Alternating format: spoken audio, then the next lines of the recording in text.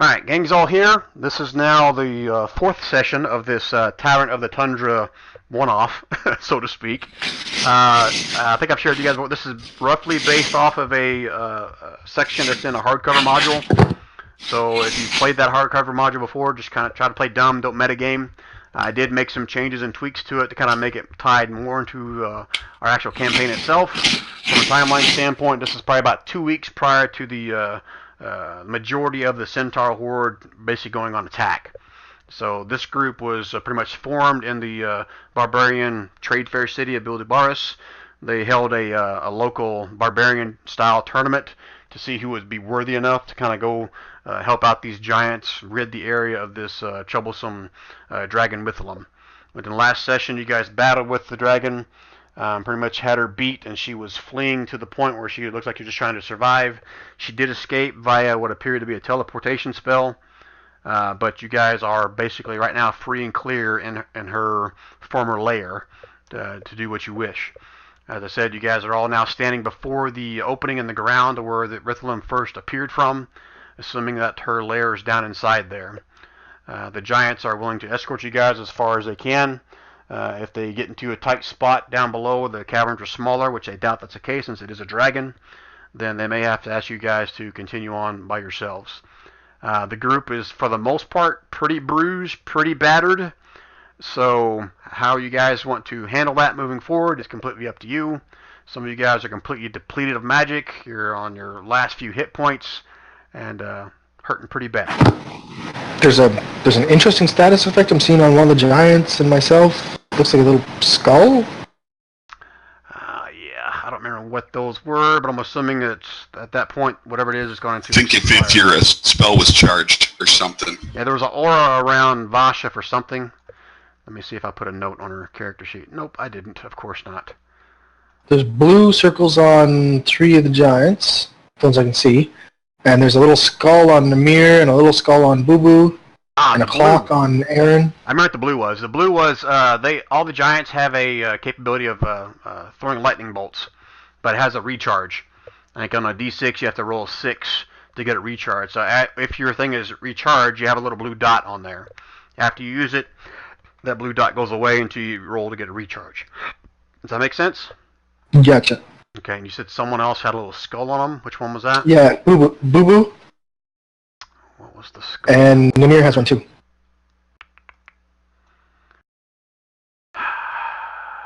Well, you know what? I don't remember what they are, so they're going away.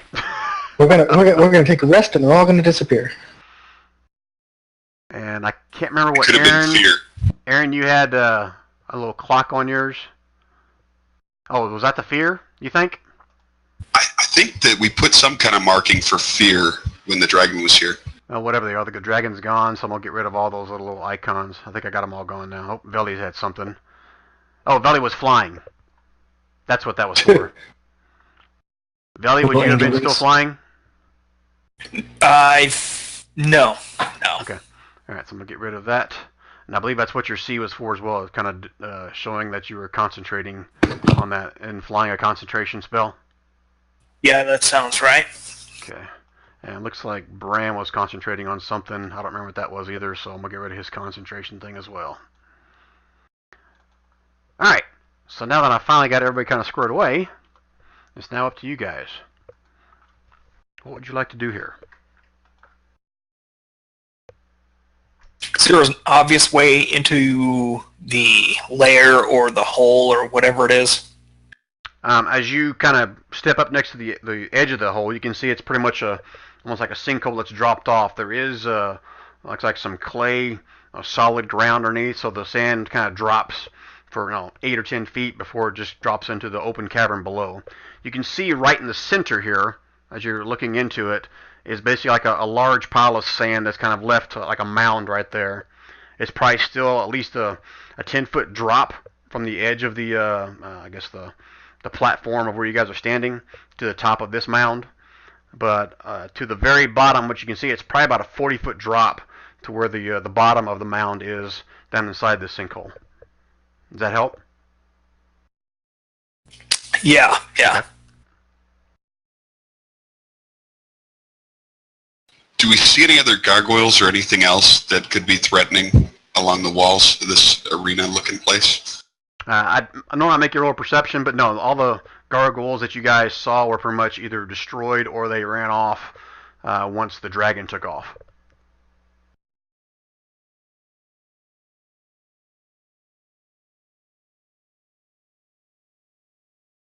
So like I said, we're basically out of initiative order. Doesn't seem to be any kind of threats as of right now. Well, Vastra kind of looks over and says, I can cast Featherfall on you puny people so you can go down safe. Or technically, you can continue like you did before, cast it on yourself and then carry somebody down. Be like insect, I'm back, but okay. I thought we had discussed doing a long rest. Was that still possible? Are you asking me or the group? The group. And you, I guess. I don't recall when our last one was. Boo Boo's just gonna point at Tom and be like, "That's a lot of blood." Yeah, he has Bill's character. Tom shields his face and looks up at the sky and tries to gauge how long it's been since we left the caravan. It's probably been close to like 45 minutes. Maybe an hour. We have time. Okay, plenty of time for a long rest then. Rubbing his chin going, I think I'd like a rest. So you guys would know, and the giants would point out to you that those giant sized potions that 3 of you guys drank will expire after approximately about 4 hours. So then their blankets will fit in 4 hours.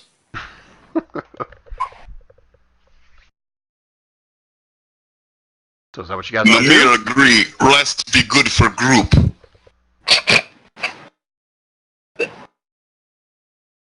Yeah, what's the what kind of rest do giants need? It works the same as like with a player character. Whatever rest, if they take a short rest, they can roll as many hit dice as they have to kind of regain their hit points.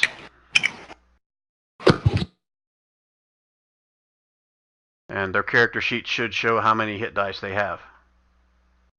So how long has it been since we took the potions? It was probably been like 30 minutes. You guys didn't take them so it's like actually 3.5 got hours. into the fight.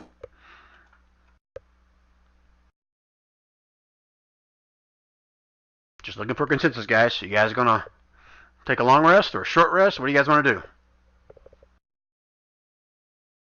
I think a long rest would be best for us. We just almost died to a dragon. I concur. Give me Pig time looks to at start. Buttercup and she lays down. He lays down on her back.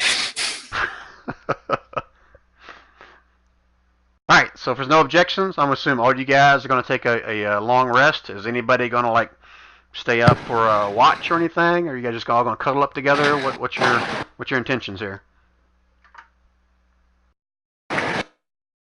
I vote Tommen takes a long rest before he takes his longest rest of his life. That's my plan. Oh, just so you know, Anthony, Boo Boo did die at one point during the. I see a failsafe here. Yeah. Sorry, a failure on a death save. Yeah, so you can get rid of that. He finally came through, but yeah, he taunted the dragon, and she came in with a vengeance and basically killed him. Namir could not protect Boo Boo. Buttercup and I'll take first watch. Okay. And I can do the second. Being an elf. Okay. Are you guys resting right where you are? Or do you guys want to move to a different part of the map? What are you? How are you doing this? Aaron, Boo Boo's gonna move up towards the these little, just like terrace steps, eh? Yeah, it's sand. It's like difficult terrain for normal-sized people. Oh, it's sand. Okay. I thought it was like it almost was like a terrace the way I'm looking at it. No. Okay, so yeah, he's gonna not lay on the sand. Well, no, he's gonna use a bit of sand as a pillow. It seems softer. Okay. Oh, I'm a half elf, do I still need full 8 hours? You basically have trance. You can get by with basically 4 hours of non-activity, is the way I understand it. Okay, as a half elf. Yep. Alright. That is correct, right, Jason? Half elves still have trance too, right? I don't think. I'm not sure. I'm not sure. I'll look it up. That. No, for right now, I'm going to say yes. If someone finds another way, that's fine. But I think half elves still have trance as well.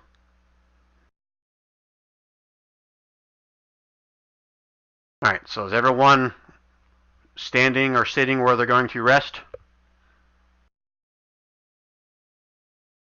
Yep. Twig and the bear will kind of walk the upper level, watching over the party as they're sleeping for the first couple hours. Okay.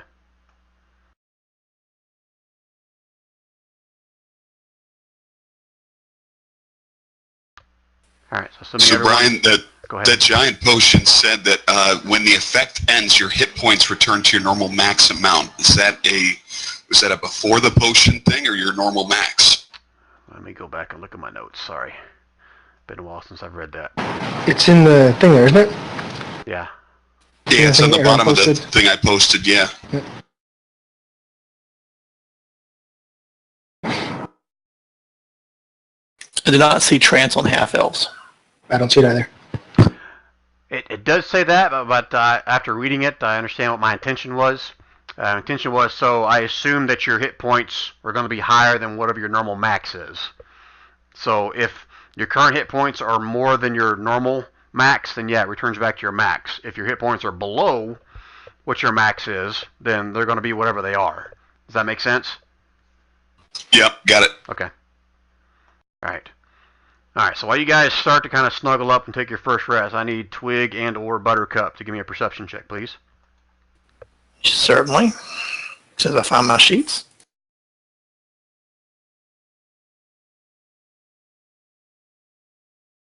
Yeah, I'll use Buttercup. Hold on.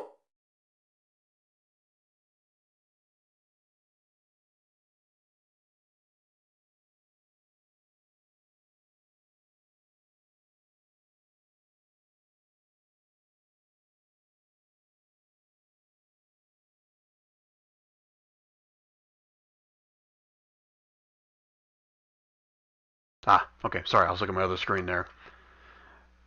Alright, so where you said you're going to kind of walk around the perimeter on the outside of the amphitheater, is that correct? No, on the upper level there, just above the party.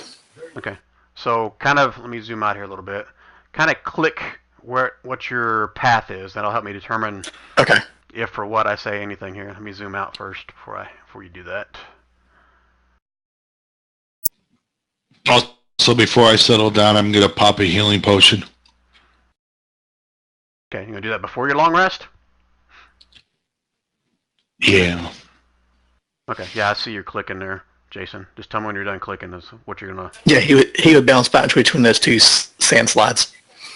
So pretty much between here and here? Yeah. Okay. All right. You make your rounds back and forth. Again, this is kind of during the day. You guys left early in the morning, as I recall. Does that sound right, Aaron? Yeah, I believe so. Okay, so it's daylight pretty much during this whole time here. So the first 4 hours, you kind of walk yourself back and forth. You can see some kind of remnants of some of the dead gargoyles and stuff, but you don't see any signs of anything else coming your way. Okay, so who is going to take second watch? That would be me. Okay. Veli. All right, so Twig, Buttercup, kind of pick your spot of where you're going to snuggle up and take a little rest there. And so I should be back to normal hit points, right? Yeah, that's my understanding. Yes, only need 4 hours. He doesn't have trance, actually. He does not? He does not. Ah. All right, so when this works, again, you're not doing any heavy activity. You're just walking back and forth. I'm okay with watch being part of that. So as long as you don't get interrupted or, have to do a fight or anything exertion, you will get it after this your watch here. Does that make sense? Yep. Okay. All right, so do the same thing. Kind of show me what your intention are, what path you're going to take to do your perception checks during your watch. I'm going to take my lead from Buttercup and whoever the other one was, and do the same thing. Twig. Pretty much the same path? Yeah, I'm gonna follow in their footsteps and do the same thing. Okay, that's fine. So go ahead and give me a perception check. And this is like the first non-Usul perception check, so this will be like real. Like a normal person. Critical fail. I think I saw one of those 30s. Okay. Alright, so as you make your round, place yourself right about here, Velly. If you can see where I clicked. Working on it.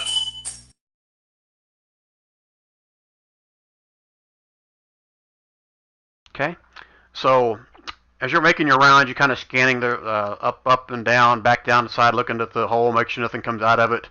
You catch something out of the corner of your eye. You can't make out what it is, but you see some kind of movement over here along the corner, just for a brief second, and then it disappears again. Which corner? Kind of southeast of you. I'm clicking on the spot down here right now. See where I'm pinging? No, I haven't seen it yet. And further east of the big hole. Here, let me draw an arrow from you. Maybe that'll make it easier. So from your token, okay, this way, follow. Right about here is where you saw something kind of peek around the edge, and then it was gone again. Okay.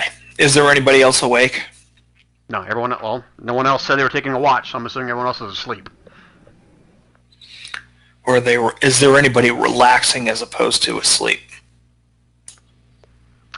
That's up to you guys. No one else has a trance. To the world. Yeah, no one else has a trance, so I'm assuming the rest of them are actually sleeping. Giants included?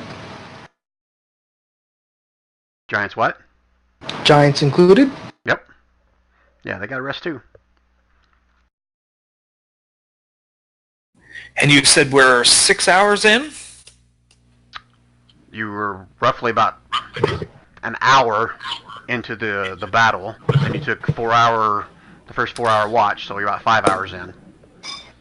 Oh, okay, so this is right as soon as my watch started. Oh, I see what you're saying. No, that makes sense. Yeah, probably about an hour into your watch. I'm cool with that. Yeah, say 6 hours in. Okay.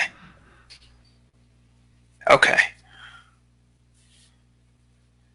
I think I'm going to try to risk it, but I'm going to really keep an eye on that area.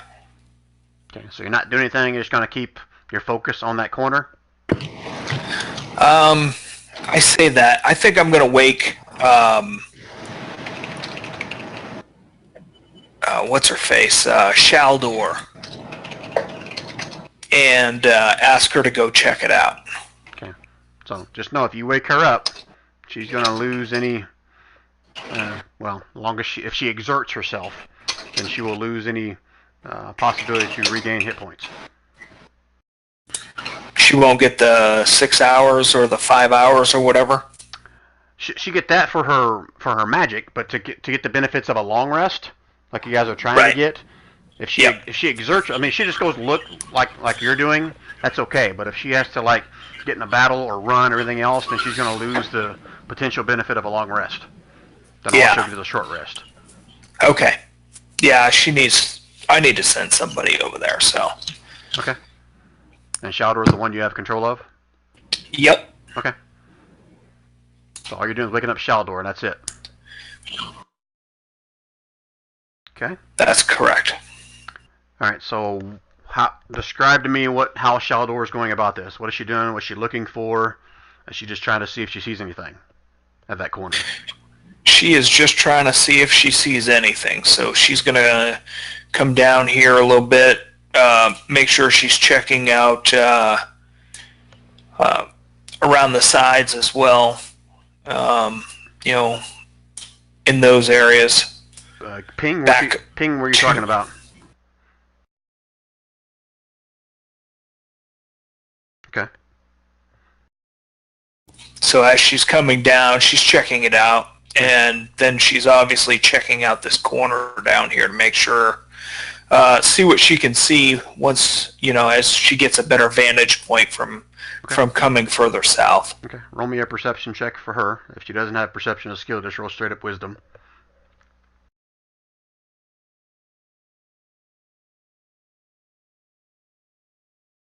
Okay, that's very good. Alright, so she makes her rounds down here. Obviously, down here she's going to see where the sinkhole is. Oop, let me get back to my clicker. Down here she's going to see where that sinkhole was that Bram talked about. She looks in here, it looks like it's just another abandoned building. It's kind of a high sand dune in here, but nothing out of the ordinary. She glances back over this spot, kind of probably getting more of her attention right there, since that's where you kind of explained to where you saw something. She watches that for a while and doesn't seem to see any kind of movement. And from this vantage point, nope, can't see that. So, nope, she doesn't seem to see any kind of movement, any signs of trouble. Okay. I think she's just gonna continue on around the hole and see if she can't, if anything comes out. So she's just gonna kind of, continue on like this.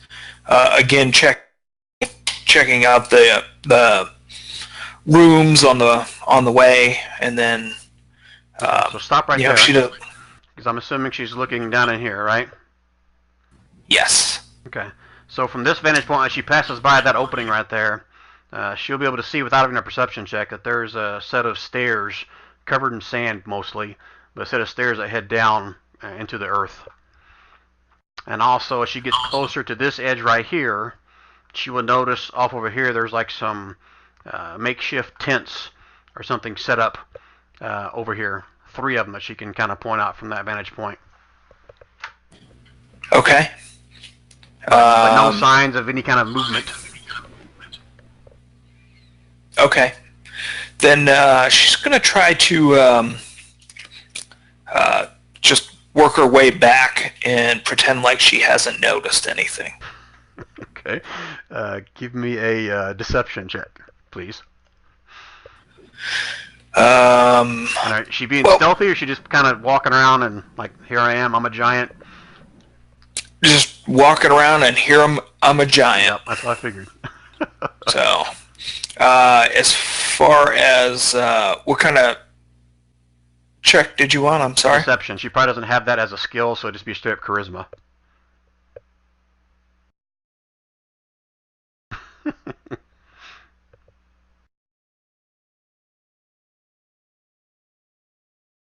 Okay. Alright. Continue making your way around. Give me one more perception check. Alright, and I did not realize it, but her perception is actually fairly awesome. Shit. It is. Natural 20. Alright, so she makes her around, I'm assuming heading up this direction now. Keeping her eye out for any more movement. Even that phenomenal perception roll, just like Usul does. She doesn't seem to pick out any other kind of movement anywhere. Actually, no, hold on. 1 second. Yeah, with that perception roll, you don't see anything, but as she's walking around this side of it, she can almost hear like there's some kind of mumbling, groaning something coming from underneath, down in the actual layer itself. Very faint. Okay. Like it's deep, and it's like some kind of a cabin or something, not just right below you. Okay. Alright. She's going to go ahead and work her way back to Veli, inform him of what she saw and then heard, and she's just going to kind of hang out and stay awake, and she's just going to kind of chill out, not work herself, try to get her rest in, but she's going to walk around as well. Okay, not waking anybody up is what I'm understanding, correct? That is correct. Okay. But she is going to, do opposite of wherever Veli is. Okay, that's fine. Okay, The rest of the 4 hours go by without a hitch. That's all you guys pretty much picked up during your watch. And Full health, full spell points? Yep, full health, full mana, and that's no more long rest for another 24 hours. How do we get small again? Oh yeah, I'll do that for you. Let me zoom in there, because I was zoomed out quite a bit. Alright, so grab you guys. You're back down to your normal selves. Come here. And Aaron. Gonna. And Bram. Although Bram's not here, I'm just going to set him up here for right now. Alright, what's Boo Boo got going on there with the big square around him? Playing. Do what? Just playing. Just laying? Testing some. Playing. Testing something. That's the odor he emits in the morning, right? Yeah. Alright, so you guys all wake up. You can see kind of Veli sitting over here on top of one of the sand piles, keeping watch, and Shaldor kind of doing the same over on the other side of you guys. You guys wake up, kind of probably brush some of the sand that probably blew around on your clothes or in your faces, in your hair in the morning. It's still going to be late afternoon at this point, so it's closer to probably around, say, 8 hours. You got there about 9 o'clock, 8 hours. It's getting close to dusk at this point. Maybe 5 or 6 o'clock in the afternoon on a cold winter's afternoon. Aaron is going to cast the alarm spell as a ritual and then proceed to study a spellbook for a little bit just to get ready. Okay. It takes 10 minutes to cast it as a ritual. What are the rest of you guys doing while Aaron's doing that? Veli and Shaldor are going to let everybody know what we saw, the movement, the sounds, and the tents. Okay. Also the... you think the dragon may be back in her lair? The steps as well. I forgot about the steps. Boo was gonna say, were these people sized or were these giant sized? And I'm turning to look at the giants. That's a good question. I don't know. You didn't look? The Shaldor did. Yeah, Shaldor didn't see anything. Veli was the one that actually saw something out down by the corner. And I'll say with your perception check, it wasn't that great, but it was pretty low down on peeking around the wall. Looked too low to be a giant unless the giant was down on his hands and knees looking around. As far as the tents go, were those human size or... No, they were more humanoid size. There we go. Sorry. Wasn't sure what you were talking about. No.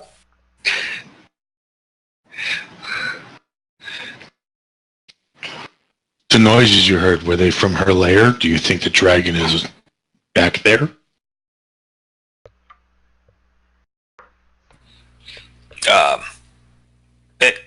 In-game, your guess is as good as mine. I don't know. I mean, I explained to you how it kind of sounded like it was coming from further deep in underneath the cavern. It wasn't directly below you guys, right? Yep. Okay. Yep. Could be her. It could be something else making those noises, as far as I know. We'll have to be extra careful going in then. We're extra healthy now, though, so we should be better. Extra healthy. Right.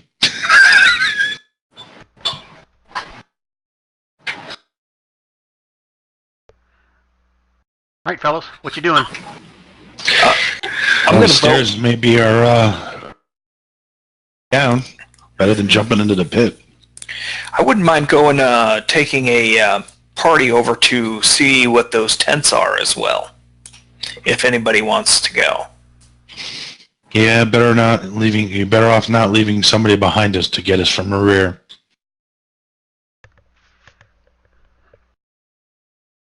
Okay, is a group in agreement there? Boo Boo's gonna ride on Electo, hi ho Silver, and proceed around.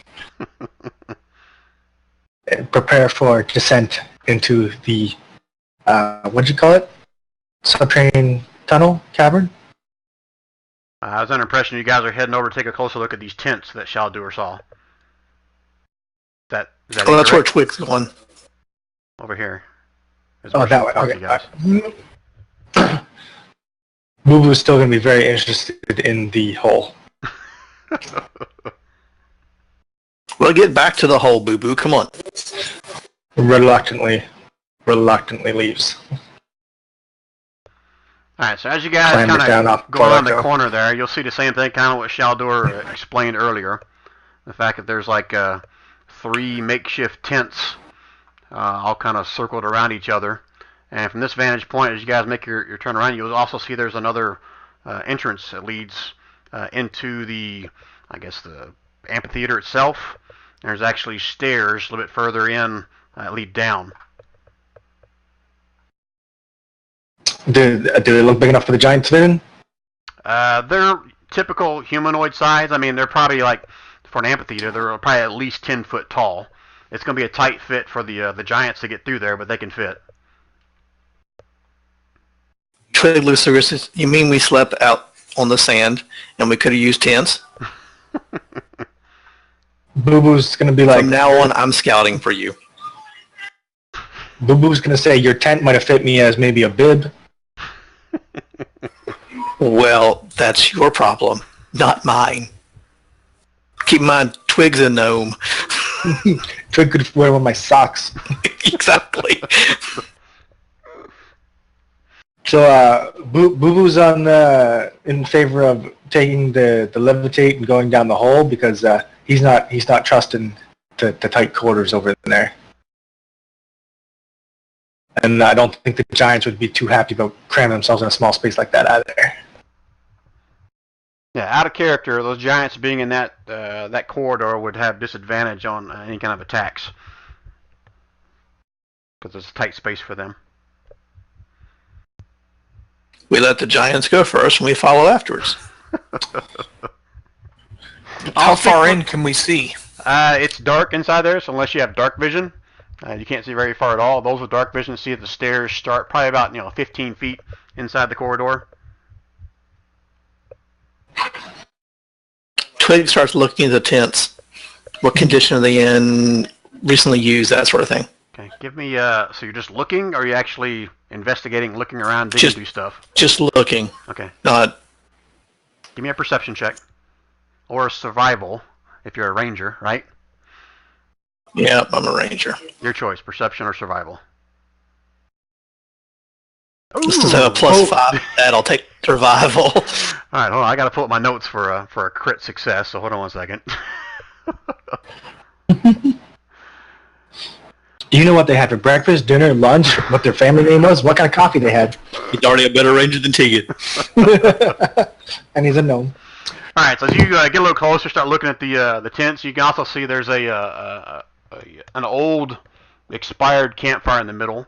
As you approach that and kind of feel the center of it, kind of get a sense for how old it is, you can tell that this fire has recently been burning. Not since you guys have been here, but you'd say within at least the past day or so, this fire was burning at one point. Looking through the tents and all around, you can actually rather easily pick out some tracks that kind of lead all around the tents, and some of them kind of lead back to where you guys are coming from, over in this direction over here, and some of the tracks actually lead into the opening of the corridor heading inside the amphitheater as well. And I'll go ahead and say that the crit success, you recognize these prints right away. These are kobold tracks. He looks back at you and goes, well, there's kobolds about, I can tell you that much. Or there was.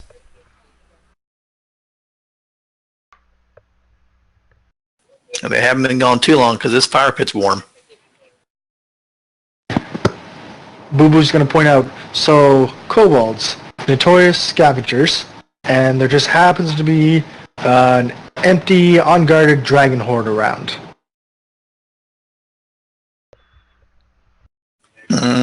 Or the kobolds are working for the dragon. Take your pick. Or Either way, you still worshiping need the to kill them. dragon. Well, I'm not disagreeing with that. What'd you say, Rich? I'm sorry. They may be worshiping the dragon. And Boo Boo's response is, take your pick, we're still going to kill them. And we need to do so before they get any of the treasure and move it where we can't find it. Well, they went in the tunnel. Yeah, just so we're clear, you saw some of the tracks kind of heading back this direction as well. No, he's not sharing that part. Did you see where I clicked? I'm sorry. He's not telling us that part. Oh, I'm not sorry. telling that part. It don't matter. Okay. So this is when we. Well, we don't know. Twig looks at it and goes, "You never split the party." Should we check those stairs and see if that's a quicker way down? Boo Boo's gonna point out the big hole that goes to the bottom seems like a pretty fast way down than the scary dark tunnel full of traps and bitey things. That's fair. Namir agree. If giant dragon came from hole, Namir go down hole. Puny people can have feather fall. They won't get hurt. What's To Namir drop through hole like little slide. I carry you. I carry two even.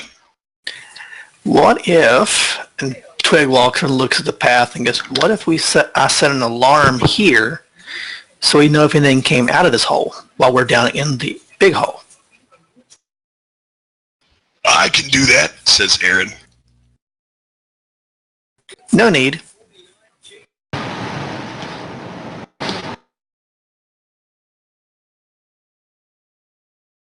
All right, guys. As a ritual. Alright. So, alarm as ritual? Boo Boo's just staring at Buttercup, seriously contemplating, like, gnomish bear cavalry. So just so I'm clear, Twig, you're doing an alarm around this opening here. Is that correct? Yep. I just drew a line there. Okay. And Put an alarm spell around that so I know if anything comes out of it. so regardless of how far away you are from that, you'll be alarmed of it, correct? Or you have to be within a certain Yep. distance of it? No, Okay. distance doesn't matter. Okay. An audible alarm produces And the sound of I'm a gonna- bell within 60 feet. Yep. Okay. No, it does So say you guys within watch range. as Twig gets this little piece of silver wire out and stretches it across the opening. And goes, "Now we'll know. Okay. Let's go check out the hole." Ah. It says if you're within 1 mile Oh of yeah, the the boarded mental area. alarm. Mental alarm. Got Yeah. it. Yeah. Ah, okay. Oh, I see. You cast it within 30 feet to something no bigger than 20 feet, and can be alarmed within 1 mile. Right. Okay. This is how I catch things. All right then.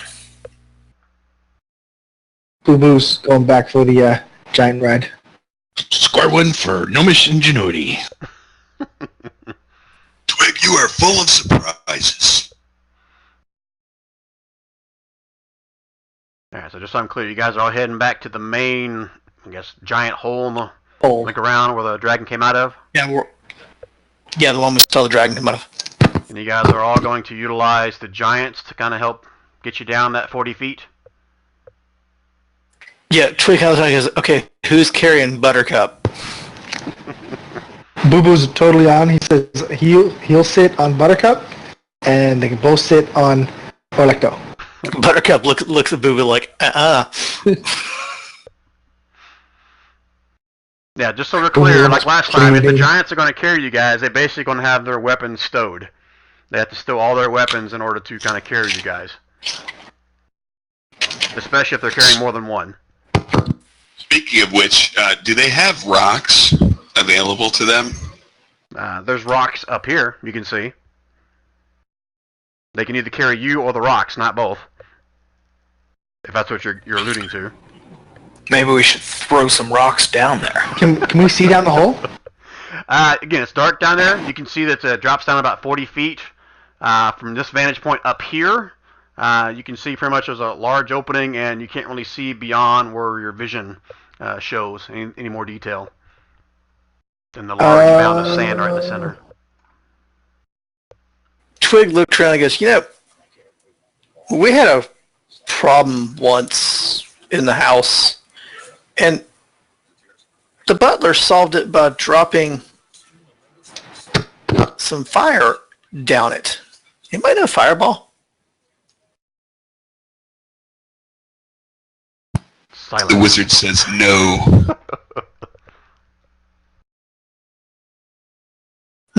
Well, next best thing is, I guess we go down. And Shaldar offers to cast Feather Fall on anyone, and Tolman takes her up on it, and then takes just a step off the edge. Okay. Aaron uses a cantrip mold earth to kind of shape some stairs in the path that him and Namir are walking down. How big? He follows him down the steps. How big of an area can you create with that? It's the 5-foot cube, so that's pretty big. Right, but it's a 40-foot drop. It's a cantrip though, so you could do 5-foot cubes coming out of the wall repeatedly. Oh, it is a cantrip? Yeah, it's a cantrip. Right, so theory of the mind, we'll assume that you kind of mold it 5 at a time.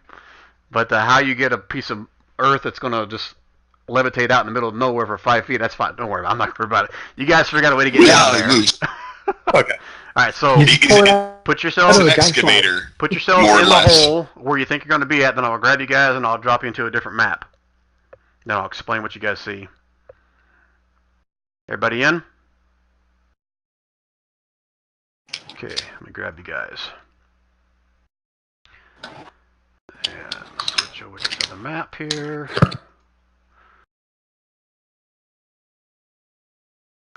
Make sure I drop you in the right spot, not the wrong spot. Right here. And then switch you guys. I'll do a shift click for you.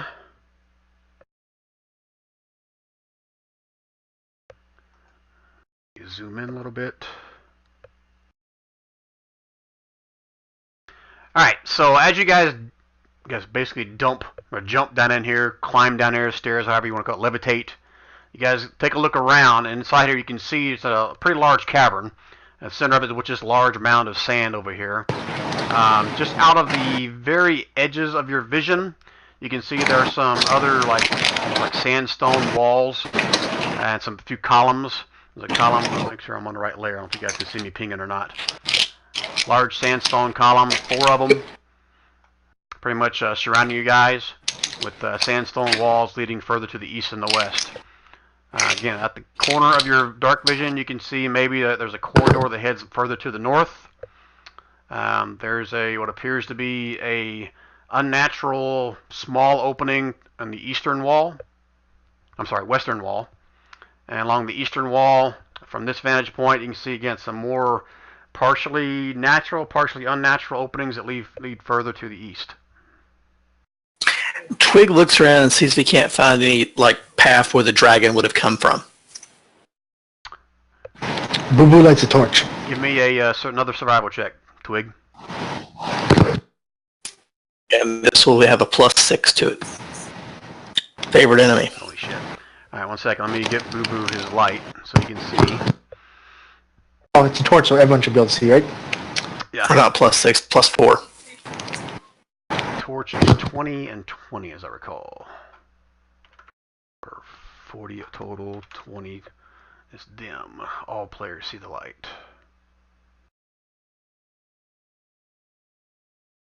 Okay, how's that, Boo Boo? Can you see now?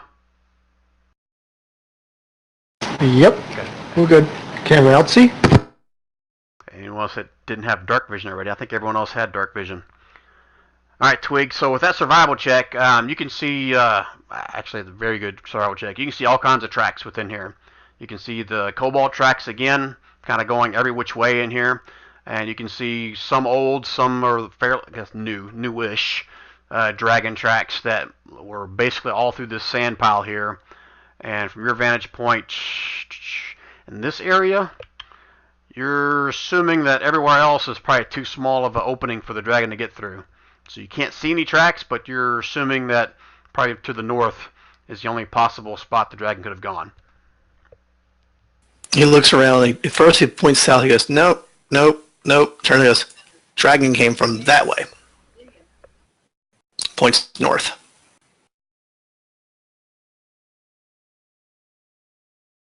Then he starts walking that way.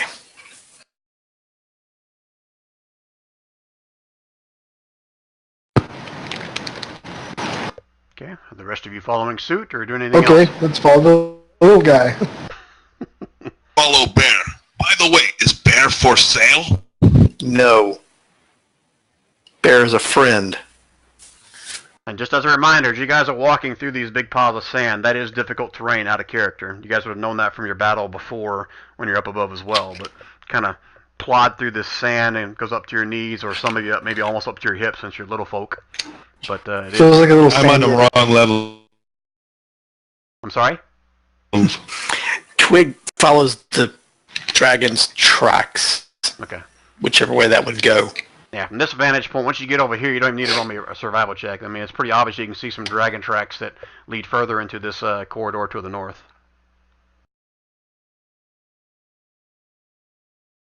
This way. Out of character, I don't know if dark vision's working very well. It's only showing me maybe 20 feet. Where you at, Aaron? Let me double check your token. Just don't move for a second. Don't move any further, Jason, while I check him out.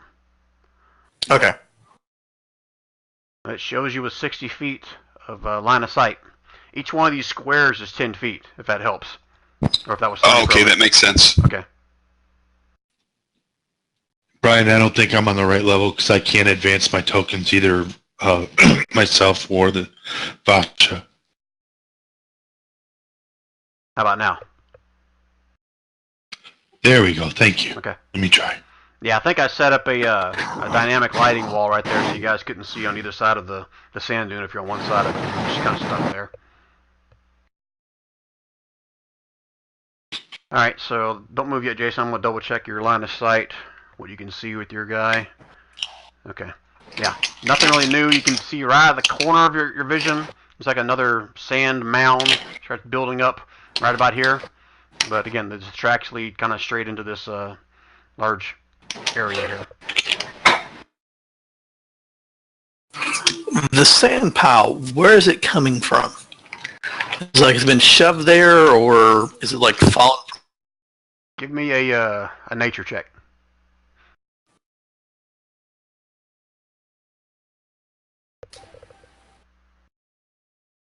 Okay, don't anybody move further along than Twig for right now, please.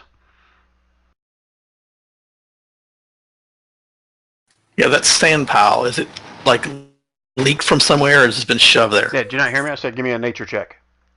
Oh, I didn't hear Yeah, you. we didn't hear you. Sorry.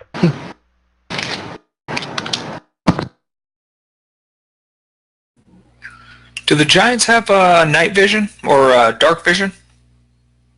You have access to the character sheets. You can probably answer that quicker than I can.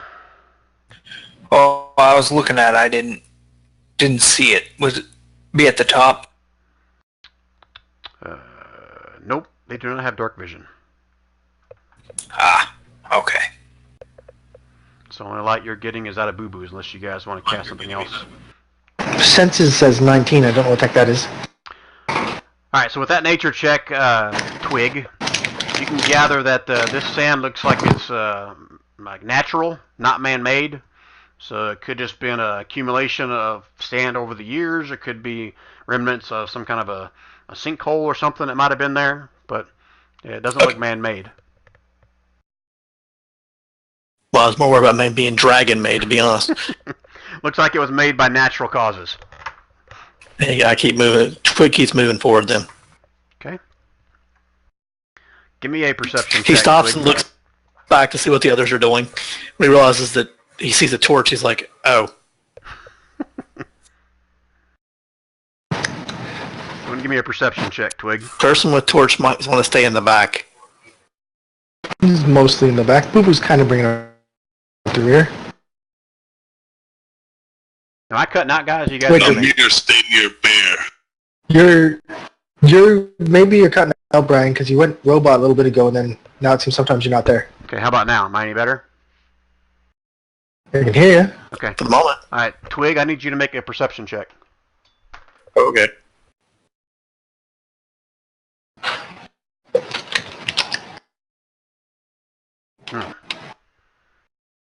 Okay, thank you.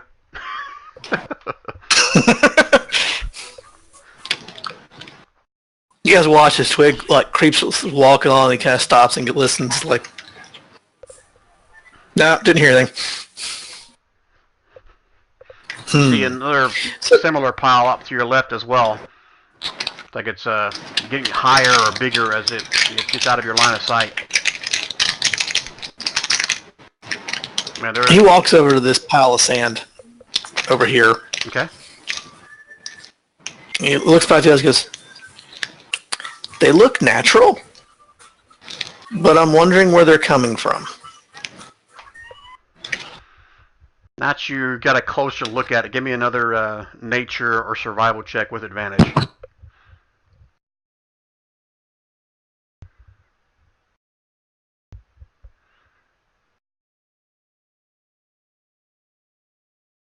Good thing you had it with advantage. Good thing I had advantage. All right, so here you go. Get a closer look at it from this vantage point, and while you don't think it was potentially made by a dragon, it looks like this is kind of like a cave-in, so to speak, or what's the term I'm trying to look for? Where the sand drops down into the open cavern below, because this Quicksand? Yeah, not quicksand, like a sinkhole. The Sinkhole? like sand kind of gradually kind of been dripping in through a hole, maybe in the roof or something like that, and been built up over time. Something could have disturbed the roof above, man or dragon or whatever, and caused this all to kind of cave in right here.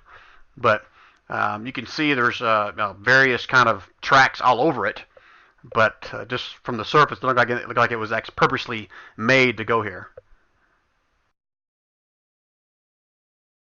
Does that make sense? Yes. He turns to Vasha and goes, Vasha, do you have a spear or something long that you could stick in that sand? Vasha has a giant double-headed or double-ended battle axe. Oh, it's someone not running Vasha. And the mirror's got the giant great sword. Okay. Same thing for Electo. Great sword is not good for piercing. Come here. Come over here, Namir. Yes, can I pet your bear? Sure, you can pet the bear, but before you pet the bear, take your sword and stick it in the sand just to see what you feel. Namir sticks sword and stand. Okay, your sword goes into the sand with no resistance. I feel nothing. Okay.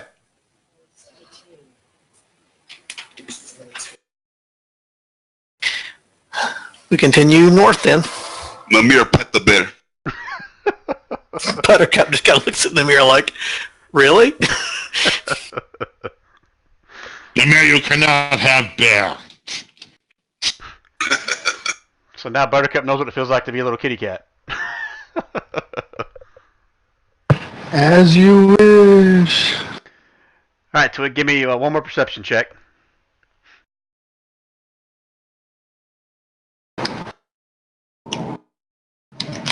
There you go, that's better. Alright, so as you start making your way north, you can start hearing little whispers or mumbles or something in a... Let me double check your character sheet. I'm pretty sure you don't speak this. For now, I'll say it's something you don't quite understand, but there are whispers or mumblings or something coming from north of you guys, beyond where your dark vision shows you.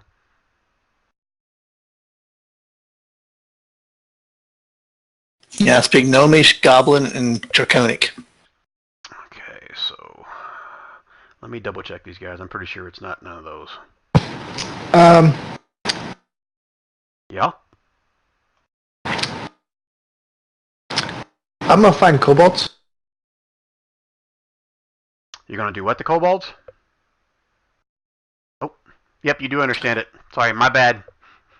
You understand that it's speaking in Draconic whispers up above. Can't quite make out what they're saying because there are several conversations going at the same time and they're kind of hushed. But you can make out a few, Draconic tones being spoken. Twig turns around the party and puts his fingers to his lips and then points to his really big ears sticking out Mutter's hat. Alright, so 1 second. I'll see that Silith whispered something to me here.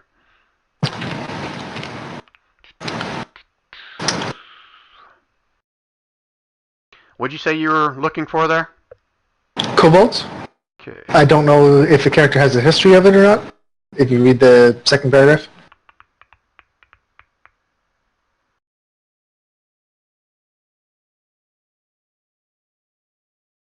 you'd be aware of what these things are. Yeah, so with that being said, I got to read the range on it. What's the range on it?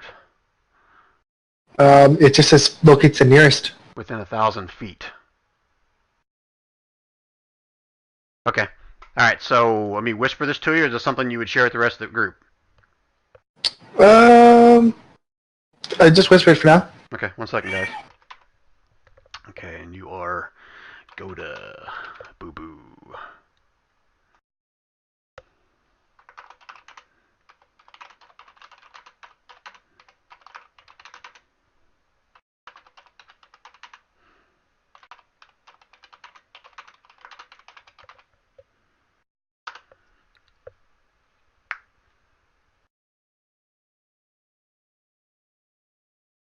Can I tell exactly where? No,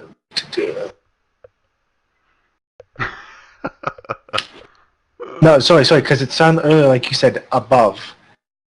Hearing whispers? No, they're on the same level as you, from what you hear Okay. or can sense. Okay, so, and it's within 1,000 feet. Yep. And if it's moving, I know the direction of movement. They're not moving. Non-moving. Okay. So do I have an idea of the distance? Yeah, 1 second. Let me do quick math here. Just- 20, 30, 40. Sure. Between, was one mass of them, probably about 90 feet, almost straight north of you. There's a similar mass, kind of about 50 or 60 feet to the right of them. If that makes sense. So, like, 6 and 6 or a dozen? Total of dozen, roughly. Okay. Roughly a dozen. All right. It's kind of hard to tell, So, it's a mass of them, like they're all right next to each other. So, all right, where am I? There. I have lost my character. You lost your character or your token? Yeah, my token. I still see you. Boo Boo. Right there. Yeah, my screen's gone. I can't see it anymore. Let me do a shift click. Maybe you moved out of the way. No, I'm moving to Electo and I can see the light. I just can't see my token. Well, let me try. It's just gone. Let me try dropping him in there. This is weird because those of you guys that play with, I guess Hilton in the past, he had the same issue pop up with his character before. I ended up dropping like 8 of his tokens in there so he could see it. So now it's something like I see the light. I just don't. There's no character there. Okay, 1 second. Gotta find his character sheet. I'll drop him in there again and see if this helps. Okay, I just dropped him in there again. Yeah, perfect. Okay, I got it. I can move it. It doesn't have a light on it though. Okay, yeah, because I had to drop another one. So 1 second. Hold, stop moving. Okay. Let me give you some light back so you can see. I'm assuming you're keeping your torch lit. Yes. Okay. Has sight. Okay. That. And that. And then delete the other one. All right, how's that? Perfect. Thank you. Okay. So, Boo Boo's gonna like hush the party, and he's gonna go towards the little Twiggy guy, and then go. Can your bear smell kobolds? What do you see, Boo Boo? He's asking Twig if Buttercup can smell kobolds. Twig turns to Buttercup and makes a few gestures. Okay. So what is that? A survival? Or is that a perception for Buttercup? Perception. Perception, but she has advantage at it. Yep. And it's actually... Yeah, here it is. There we go. Damn. Oh, there you go. All right, so I'm going to rule this kind of like a bloodhound does. So she's not necessarily going to know where they are, but she picks up the scent, clear as day, and it's all around this area. She's sniffing all around the cobalt tracks and everything, and so she's got a very heightened sense that there's been and there possibly are kobolds nearby, but she doesn't know exactly where they are. That make sense? So, yeah, Buttercup kind of sniffs around and looks around and makes a low grunt toward Twig, and he goes, I got an idea. Hold on a second. Boo Boo's gonna nod sagely, like he's very, very smart, and say, "There's about Maybe 90 feet that way. And he's going to point towards the north, the same way we were progressing. Are you whispering this, or are you kind of saying this kind of loudly so everyone can hear you? Everyone in the party can hear, but like not super loud. Okay. And how long does this locate creature? Is this like it's a concentration thing, so it lasts up to 1 hour, right? Concentration up to 1 hour. Yep. Okay. All right. So as you're having this conversation, you get the sense that the little mounds or mobs of them, whatever, are moving slowly and slightly backwards. Away from us, you mean? Yes. And so Boo Boo's gonna be like, and they're going that way. We should probably go kill them.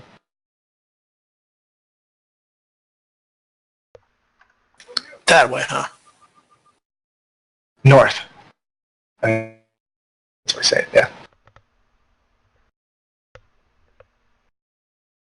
Boo Boo asked the party, all in favor of killing kobolds? Again, you saying this Or like loudly? Or this- you trying to whisper that to everybody? Loud enough for the people in the party to hear, so how far does a voice carry in the dark? It's, I'm down for killing 40, 50 kobolds. Was that Aaron or was that one of the giants? I couldn't tell. Aaron.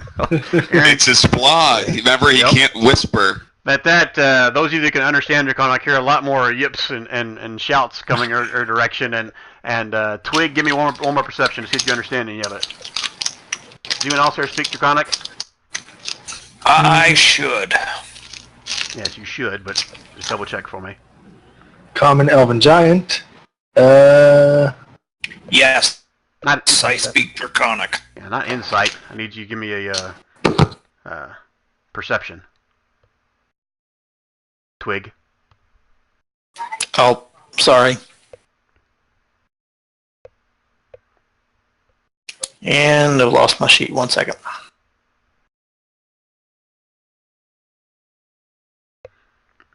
Okay, that's good enough. You can hear some of the voices saying, "Oh shit, they're coming, hide, they're coming, hide."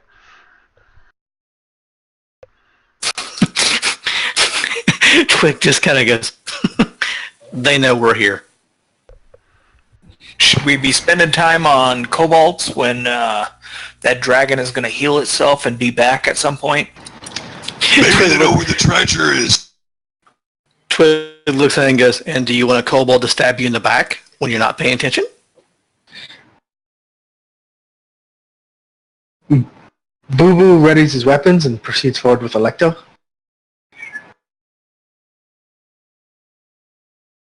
Okay, stop right there. I gotta double check how far you can see. Left for tongue. Oh, you can't see shit with that torch yet. Okay, proceed if you want.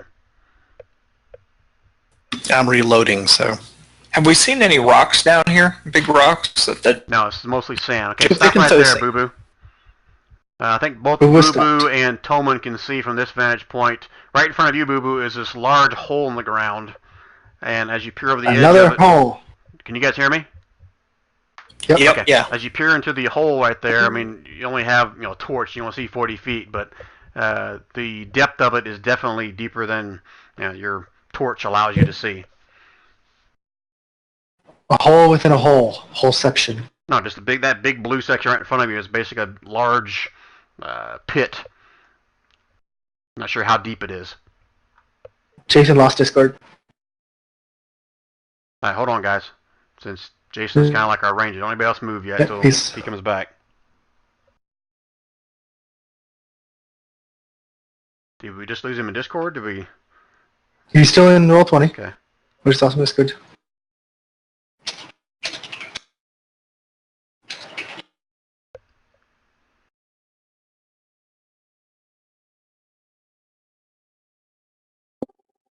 There he is.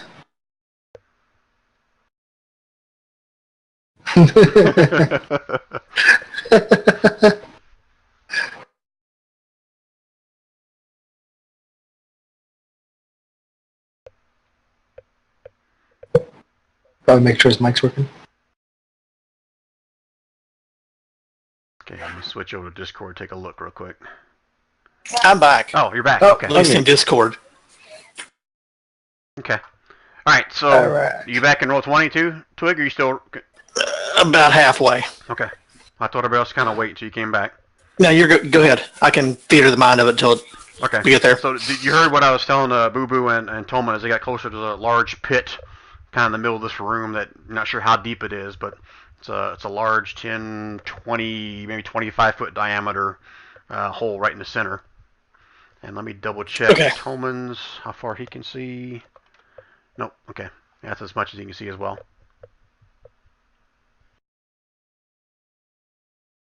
All right, so you guys are free to move. Twig said he'll kind of do theater of the mind with it. Twig, are you kind of out in front still, or are you going to kind of staying back, or what's your intention? He would have, when they started getting ready for combat, he would have got his bow ready and kind of slid to the back and pulled the bear back with him. Okay. There's a one of those large sandstone columns not too far from you. Would you kind of be using that for cover, I'm assuming? Yeah, he would have kind of got over against it to use it for cover. All right, I'm going to move you over there until you get back. Okay. To where I think you would kind of hang out. Buttercup in front of you, or behind you, or? Beside me. Okay, all right. All right, what are the rest of you guys doing?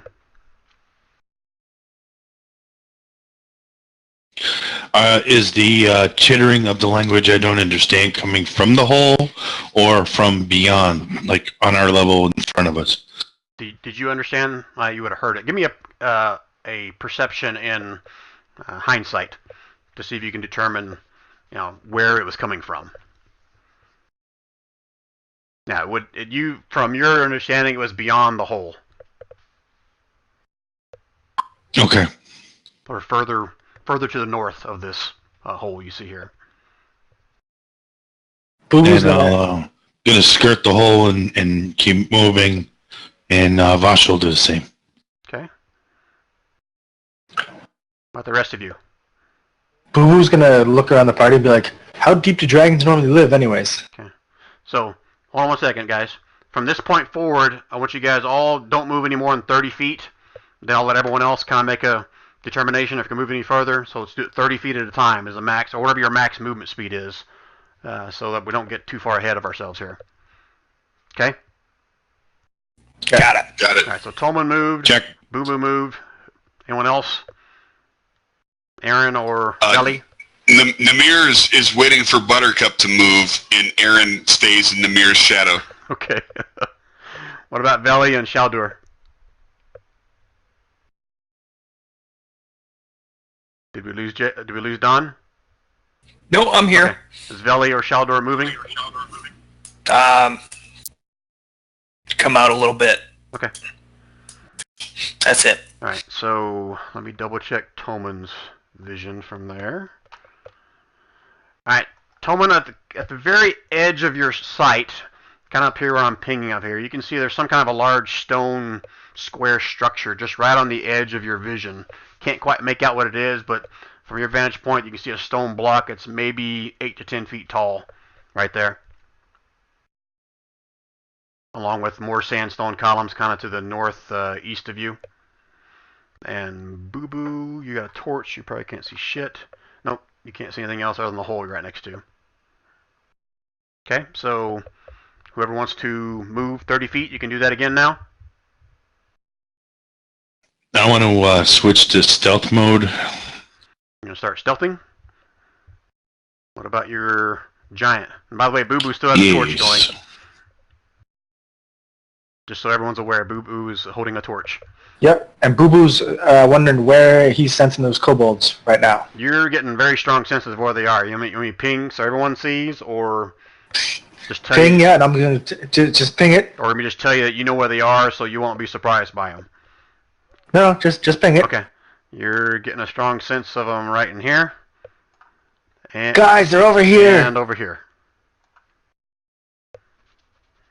Okay, so you're screaming this. I can't. Yep. All right, so as Boo Boo starts screaming, they're over here. Those of you that understand Draconic hears a couple voices kind of speaking up. No, I mean, no, I'll say it. No, I'll say it. No, I'll say it. And finally, one of them says, "Okay, stop. We mean you no harm. We are only here because of the big bad, the big nice dragon that's been here. So They're saying that in Draconic? You're saying that in Draconic. Boo-boo's going forward swinging. Oh, shit. Oh, Going sort Would Twig have heard that? Yeah, everyone would have. I mean, they're screaming it because they think you guys are going to start attacking them at this point. All Boo Boo hears is chitters and squeaks. That's right. Whenever Boo Boo starts going forward, Twig goes, "No, stop!" Boo Boo turns around, his maul just like half raised, like what? They're giving up. They don't want to hurt us. No, Are you sure? we don't hurt you. No, we be friends. Yes, we be friends. This don't hurt us. Don't kill us. Lay to your sides. Boo Boo's gonna have a dejected look as he puts his his maul down. So you don't hurt us? You don't kill us? As long as you show us where the gold's at, no. Ah, yes. We give you golds. We give you gold. You let us go. Yes. No, we want the dragon's gold. Not your gold. We don't get dragon's gold. Dragon's gold for dragon. We just do what pleases her. Yes, we do what Dragon's gold is for us, or we kill you. You find dragon gold at yours. We know stop you.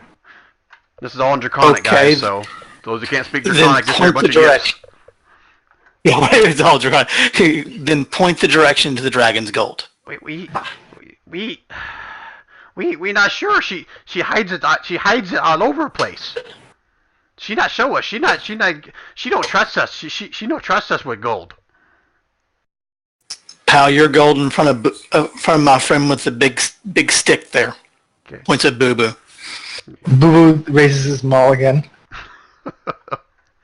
Alright, so Tolman, as you took a step forward, I'll explain something else you see now. So this big stone block you saw before, you get a little bit closer, and now you can start seeing there's like a large statue of like a dragon on top of this large stone block here.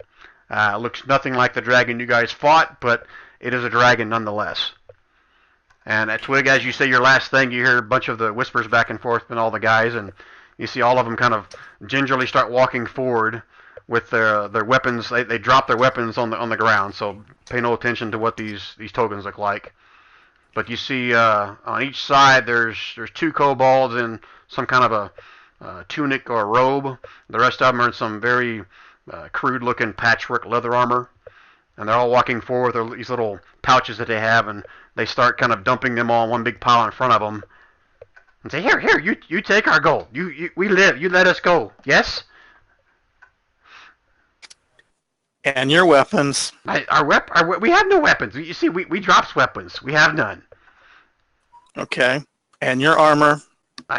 Okay, well, it may take a minute, but naked. It may take a minute to remove these. Yes. And you see, fine. They kind of chitter back and forth to each other, and they're kind of helping each other take off some of this leather stuff, and a couple of them kind of scratch their heads a little bit, like they've never really taken this stuff off before. Boo-Boo's getting very concerned because basically all he sees is Twig and them chittering back and forth, and they start taking their clothes off.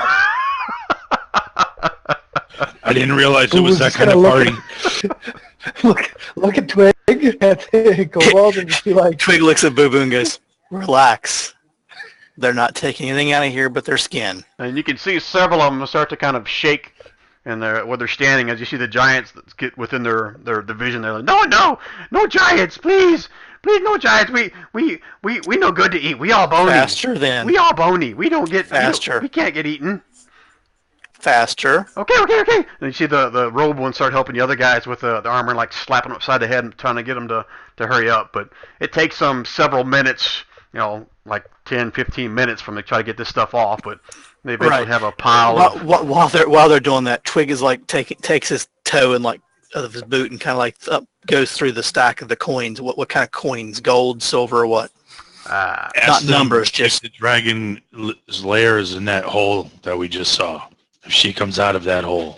Okay, one at a time. So I'm going to answer Twig's question first. So you start kind of digging through the pile they dumped out in front of you, and you can see it's mostly copper, a few silver in there, but it's very, very little coin indeed that these kobolds had. He'll grab one copper coin for every kobold he sees in front of him. Yes, you take copper. Yes. Now, what was the other question that I think Rich or Toman was asking? Yeah, I was going to say, ask them while they're chittering there, ask them if the dragon's lair is in that hole behind us. Okay. So, seeing that, Twig has now got a handful of copper in his hand, and he looks and goes, "I'll give you this back if you tell me if the dragon comes out of that hole when he puts the hand." Dragon from that hole? No. That's not Dragon's home. He sleeps over there, and he points over kind of in this direction over here. But sometimes sometimes he sleeps over there, and sometimes he sleeps not here at all. Where does he sleep the most? She sleeps wherever she wants, but she does not sleep in hole. Hole not comfortable. Hole not made for her.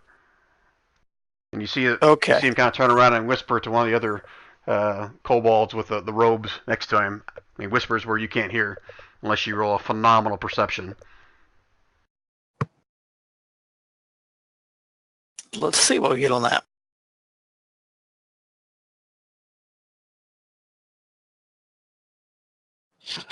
Trade my portion of treasure for a bear. Oh. Yeah, you definitely can't. You can see him kind of turn and like his mouth move, but that's it. Okay, so when this happens, I'm sorry. He's tossing the loose coins in his hand. And he takes his other hand and he kind of looks at Buttercup and gives a head nod, and the bear circles around. Circles around to where? To where she's standing behind the kobolds. Ah, but she can't see. She's blind, right? No, she can't see. So she didn't move out of his sight. But okay, so she's going by smell, I'm assuming. That's what I'm assuming. So I'm going to move him to where he's right behind the other kobold right there. And while they're doing that, I would like to cast a Detect Magic and see if any of these kobolds have anything. Okay. So is that a cantrip? Is that a... Just I'm saying, deplete your mana pool accordingly. For that is from the giant, and it's Detect Magic at will. Ah, how about that? So let me double check. I don't think there's anything magical in here, but let me double check so I don't ruin something. Vasha's getting impatient. This is no dragon's lair. Where is the dragon's lair? Calm down, Vasha. This is where the dragon sleeps. Okay, so... Vasha, check out this bear. It's so cool. Check it out. No, you may not have bear. You embarrassed us all. So, when you're ready, let me know. All right, so Detect Magic has a range of 30 feet, 30-foot radius. Okay. Yep. So even if she kind of walks around the general area she is, she's not picking up anything that's radiating magic.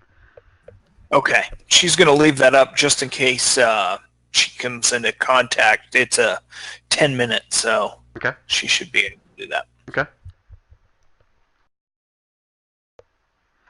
So Twig has those copper coins, and Buttercup's come around the back, and he goes, "My friend back there is getting very impatient." What you want? What you want? We give you coppers. We tell you that she sleeps here something different places wherever she sleeps. We don't know where she sleeps now. We thought you guys killed her. Do you know kill her? He reaches down and he picks up 1 silver out of their pile of coins to add the copper in his hand, and he throws it all at that was the handful of copper and silver toward them and goes, "You take that. But before you pick it up, where's the rest of you?" The rest of whose? There's more kobolds here than you. It's all of us. We the only ones left. Us here and us is over there. And he points over kind of to the east a little bit, to the other group of them over here. Ah. So, all of you, leave. Yes. We leave right away. But may I ask you a question, please, sir? Sure. You kills Riffy? She's no longer a problem. She okay. And you see him kind of turn and whisper to the other little robed guy again. So Anybody that's within, well, that understands Draconic, I guess. Give me another perception check.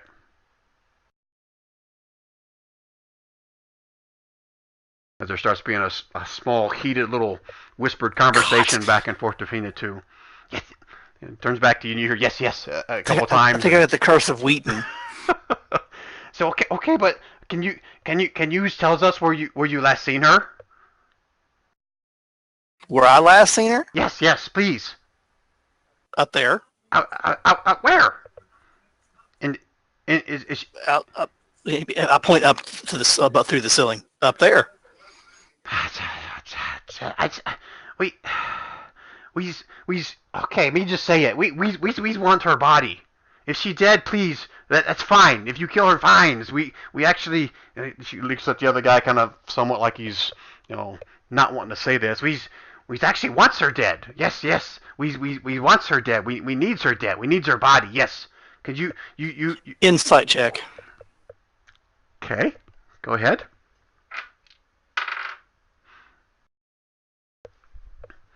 So what is it you're hoping to, just seeing if he's lying or not? Just seeing if it's lying or not. No, they seem very sincere that they really want her body. Okay. Leaving that comment aside. Well, the last time I saw your dragon friend, she was bleeding out and flying in whichever direction she flew. I don't know. So she north, south. I wasn't here. Down. So she's alive. She's alive. You see the rest of them kind of look around and kind of get all nervous and stuff. Says, "Oh, please no, not for long. Please don't tell her we say this. Please don't tell her. Please, we beg you." And they get on their knees. Start groveling. Well, she won't be alive for long. She was bleeding out. But you say she no longer dead. She no dead. You said she's alive. Yes? Last time I saw her. Well, then she come back. Yes, she come back. She come back and she kill us. She eat us if she finds out what we say. Please, you must. Then maybe you should leave. Yes, we must leave. Must leave right away. And they start kind of backing up a little bit and getting away from Buttercup a little bit. Oop, didn't mean to move Buttercup. Buttercup actually growls at him as they move away. Okay, we leaves now. Yes, we leaves. We leaves. Yes. Is anybody stopping them? That was in common. Let him go. Okay. And they all kind of like gather together in one big mob, and they start making their way over to this tunnel over to the east. Yes, we leaves now. We no bother you. We no longer be here. We must run. We must flee. We die. Yes, she come back and she kill us. She eats us. Yes. But you. Oh, will you kills her if she comes back? Well, that's the general plan with dragons. And at that, the two of the robe ones kind of stop as the rest of them kind of shamble their way back into the corridor off to the left over here. So you say if she comes back, you may kill her. Yes?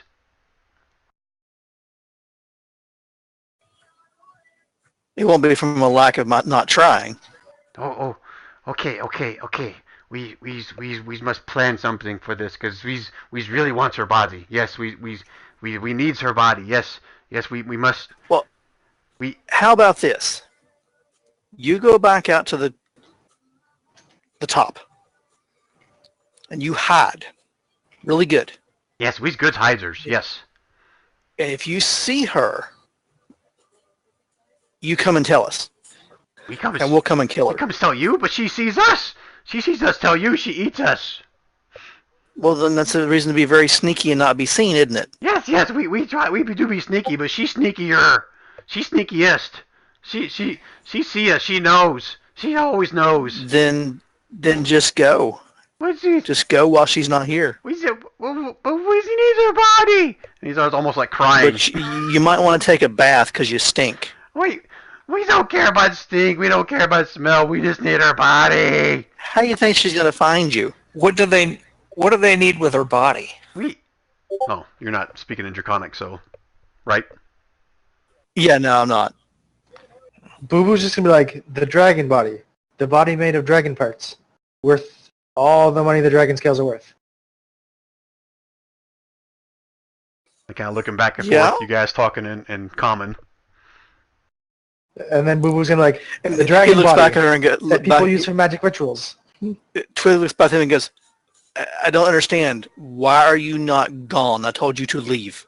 Because we need her body. We're so sorry. Buttercup lets out a roar. No, please don't eat us. Please don't eat us. You don't understand. We just need her body. They kind of like backing up. But Buttercup starts advancing toward them. We want her body. We want her body. They start keep running. We come back. We come back after you leave. Just if you kills her, this leaves her here for us. Please, leaves her here for us. God. And so, the giants don't speak Draconic either, I'm assuming. Yeah, so at this point, Twig turns and goes, okay, raise your hand if you understood any of that. Or let go and sees no hands and goes, hell he did. And just question marks. Or Lector's just like, I don't understand. Why you not squish rats? Because rats were informative. The dragon sleeps here. Now, how many dragons do you know that sleeps too very far from their gold? Or Lector was gonna say, I don't know any dragons. Ah, you poor sheltered thing. I've been hunting them most of my life. What are you, like something they choke on? No. He actually chuckles, but at this point, Buttercup's going back up the side and goes, no, I'm something they fear. Or Lecter's gonna look down and be like, of you? Of me. He's gonna do like hand comparisons, like your size, the dragon's size. Let me tell you a legend. There was once a halfling. Have you ever met a halfling? Slightly bigger than you, still small? Yes. Everything's small. Yeah, everything's small to you. I get that. But there was this halfling. Her name was Stella. Buttercup. Buttercup kind of looks at him like, what? And then moves to the other side of Twig. So there was this halfling named Stella. He traveled with this group of adventurers, much like we do. And they met this dragon. And Stella was a druid. Is there any druids in the group? I don't know this or not. You know how druids can change into different creatures? Yeah. She turned into a little tiny bug. And while the others were distracting the dragon, she crawled in its ear. And then she turned into a rock monster in its ear. She broke its head off. Huh. So little things can be very, very dangerous. Okay, so what do you do, though? What do I do? Lecter looks unconvinced. What do I do? I kill them. What do you do? I'm looking. Hold on, let me try it here. Well, truthfully, I don't kill them. Lecter holds his greatsword up and says, I cut them, I stab them, I hurt them. Well, actually, let me be more truthful. I don't kill them. I track them and bring the killers to them.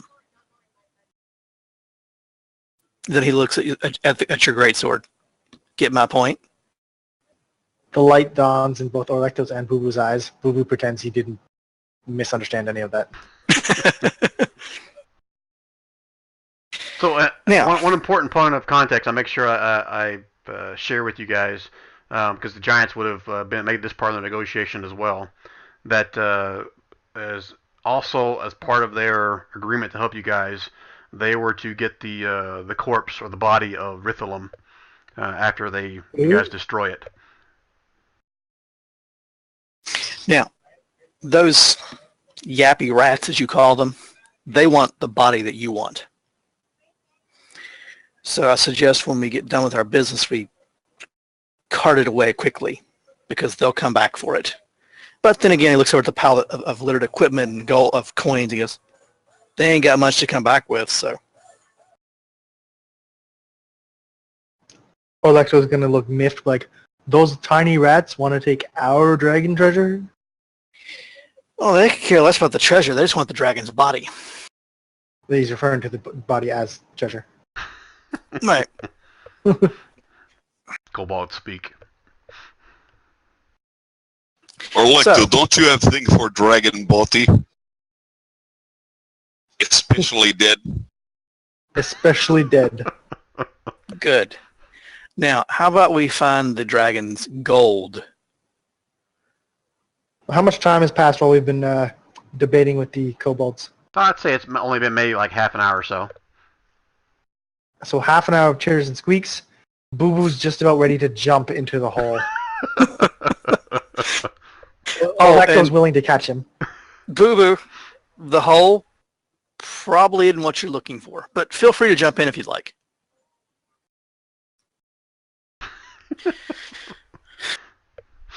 Don't make this like that well you about jumped in and killed yourself, Anthony. That portal to the plane of air or plane of water. So, Yeah. Dragons don't usually stray too far, sleep too far from their treasures. Oh, what kind of dragon was this? What color? Blue. A big blue dragon. Blue. Okay, I wasn't here, so I didn't know.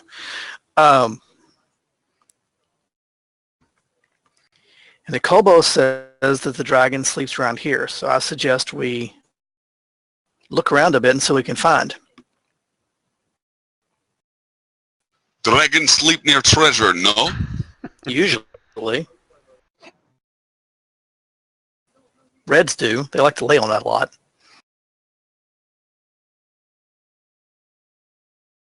As the rest of you guys kind of making your way around the room over there, you can pretty much see what you see on the map. There's a large mound up in the northeast corner. There's a not a man-made, more of a like a carved cavern. And you're assuming it's probably from Rithalum, as you guys probably saw her in the earlier fight, kind of burrow her way into the earth. Probably made this this passageway off to the east. Those kobolds aren't there anymore. That's just where I left them as I was moving away. There's no sign of it. You see the tracks kind of leading down that corridor there. Okay. And Shaldor still has her detect. Yep. Again, from your 30-foot radius, there's no radiation of magic around there.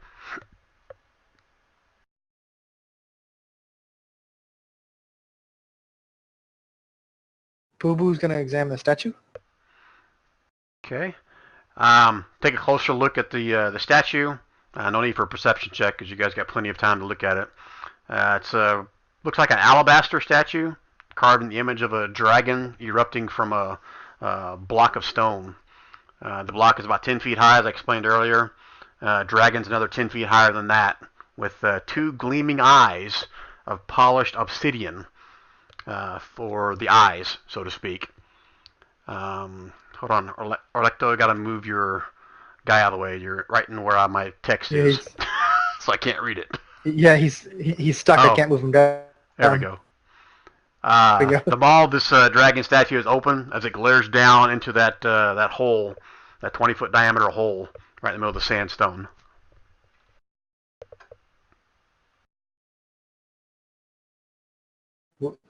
Ping the hole? The big hole you guys saw here? Oh, I thought you said 12-foot hole. I was like, that's a lot bigger than 12 about feet. 20, 25-foot diameter. Okay, what are the rest of you guys doing? If we're following the dragon, I think it came out of this dragon hole over here. What about dragons live in dragon holes, right? Well, yeah. She didn't go in the hole. It was a nasty place. But they also said that she didn't let them know where the treasure was. They also want her dead body. It's kind of weird, isn't it? I'm just saying. Yeah, well, that's kobolds. They're weird anyway. So what are you guys doing as you're walking all around the room here? Just pacing? Are you actually looking for something? What are you doing? Twig is actually looking to see if he can figure out like where the dragon went to the most frequently. No mere offer to carry bear. Just saying. I'll carry bear, feather fall down hole. We'll see what happens down there. I've already feather falled down one hole today. I'm not quite fond of doing two. Neither is Buttercup. And again, Buttercup moves to the other side of Twig. Alright, so Twig, you're trying to Come find... here, Buttercup. Sorry, go ahead.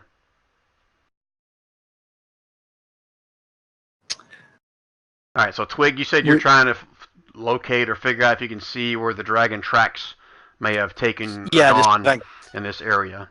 Anybody else doing anything similar, or are they just kind of walking around waiting to find out what they're going to do next?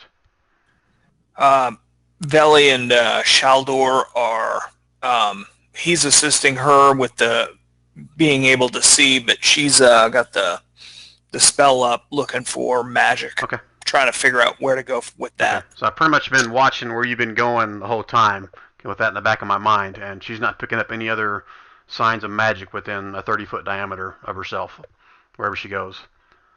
Twig, I want you to give me another survival check with advantage. Ooh. Boo Boo leaps over the hole. And Veli, do you have dark vision?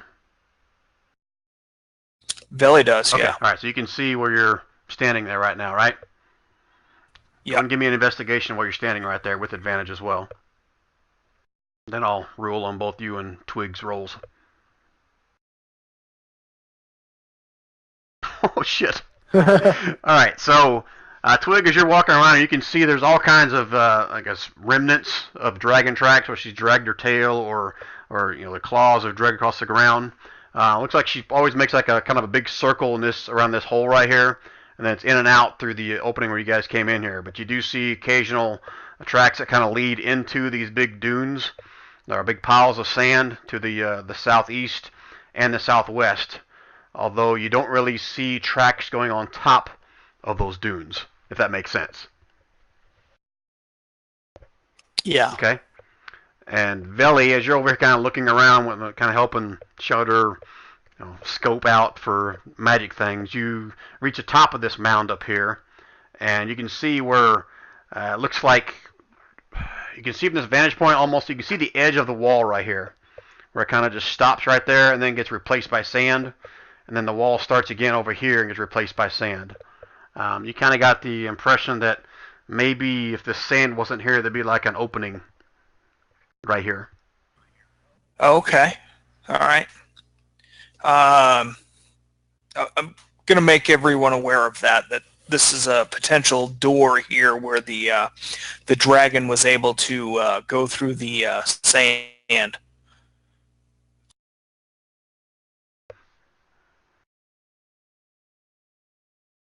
Boo Boo's on his way down. Oh, he jumped down the hole? I missed that. Yeah. Boo Boo jumped. Without any kind of levitation or anything, right? Boo Boo has winged boots. Oh, that's right. Okay. Alright, so you still got your torch though, right? Boo Boo's got a torch. Okay, so you're just gonna like go screaming down there at full speed, or what's your intention? Not full speed. He's descending. Okay, descending slowly, right? He's as cautiously. As normal movement or speed. Electro's got an eye on him. Alright. Normal Boo Boo speed. Alright, so you go about 30 feet down on your first movement. That's kind of roleplay this for a little bit, guys, before you guys go to the other part. About 30 feet down, you don't see any kind of changes in the walls. You don't see Nothing a floor. in the walls. Nothing. No.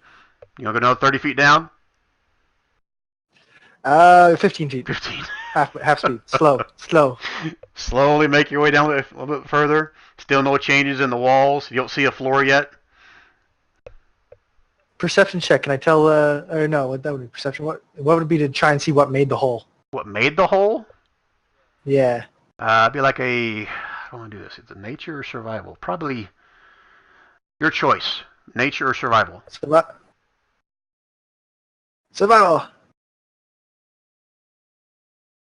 Oh, it's right there. Survival of 14. It's kind of hard to tell. I mean, this is obviously something that's man-made. It wasn't a natural phenomenon that made this hole. So that's what you can get. It's man-made, just not sure about what or how. Let's go down another 15 feet. All right, so I'm assuming you're going to keep doing this every 15 feet until you find something. Is that correct? Yeah. All right. Want me to roll again? I'll roll again. No, it's okay.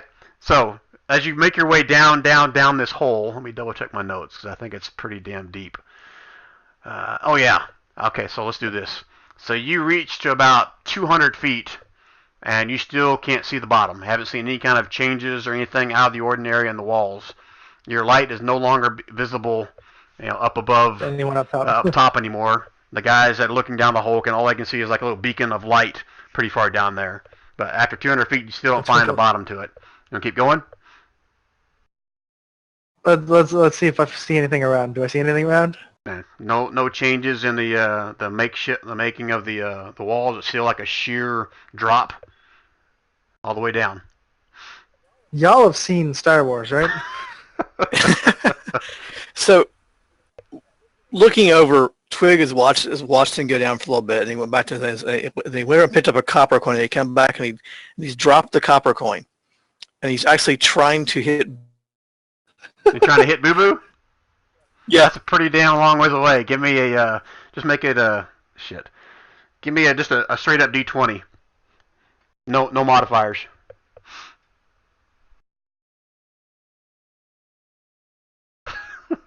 You flip your coin, and you lose sight of it after about 60 feet, and nothing.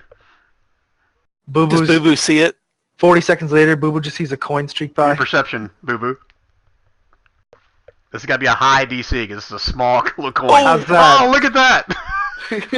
Right, you're looking around trying to find something. All of a sudden, something just like flashes right in front of your eyes and drops below you. You can't even make out what it was, but something dropped. Do I hear it?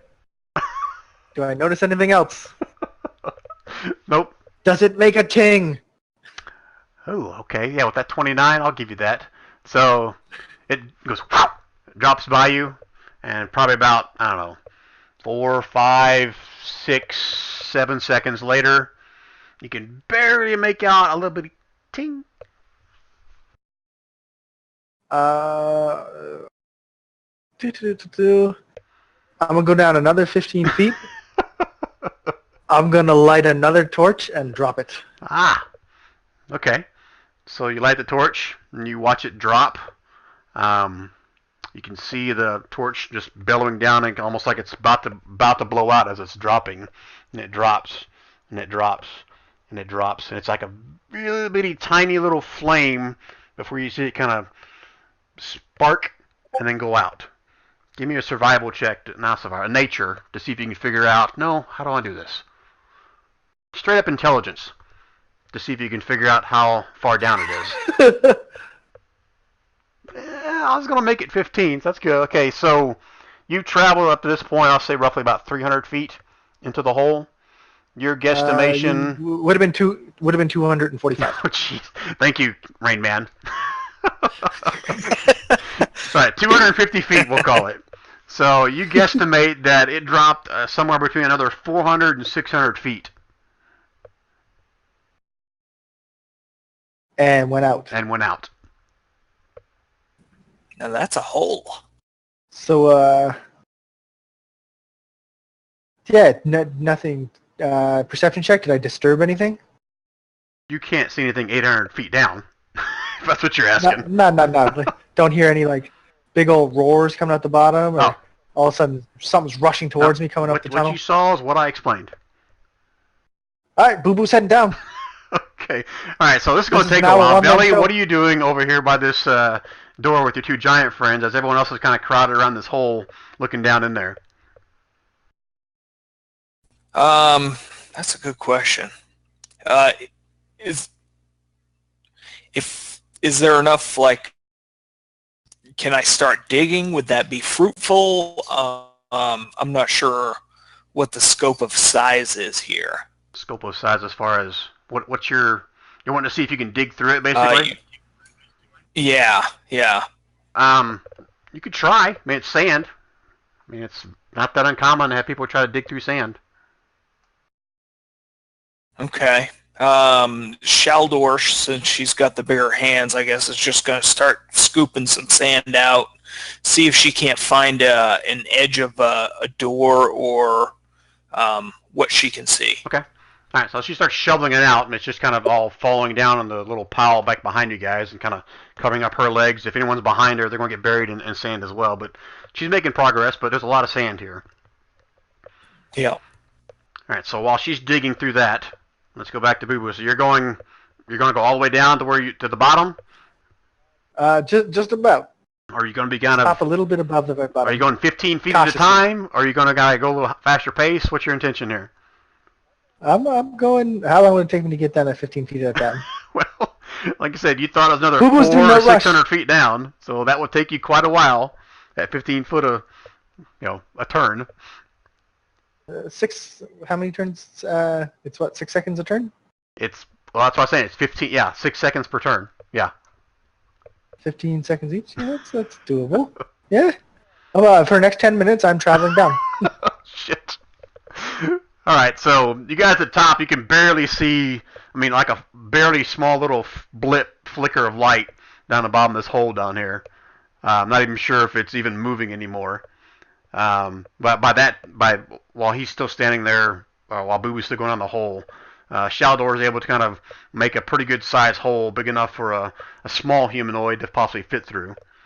And as she pokes her head through, she can kind of just yell back to you. I'm assuming I'll kind of ad-lib this.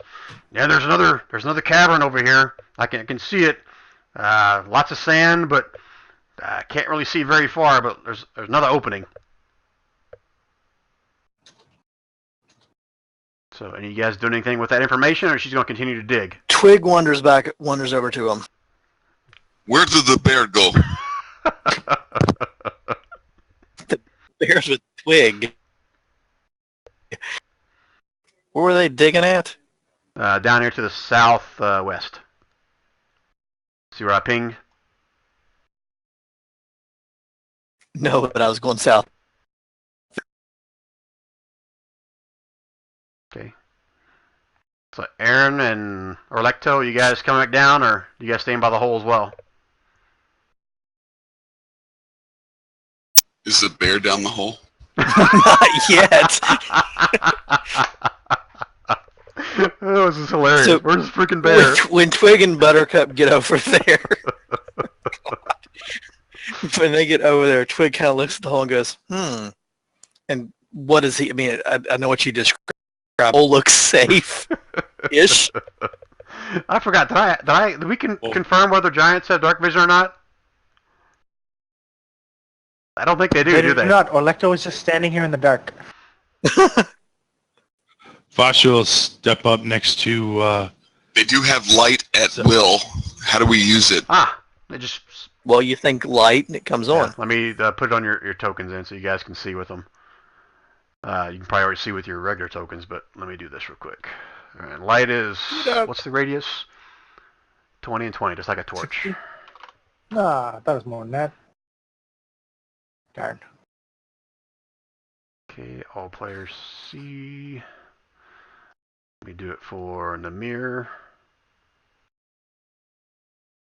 All players see it. 40. I'm assuming all of you guys are going to cast light, all the giants. Is that correct? Yes. Can't light be cast on objects? It can. Yes. But I'm just going to put it on the token for now. Whether they do it on something else, that's fine. But for now, I'm just going to put it on their tokens. Orlecto's going to light up the bear. Orlecto's not close to the bear right now, so...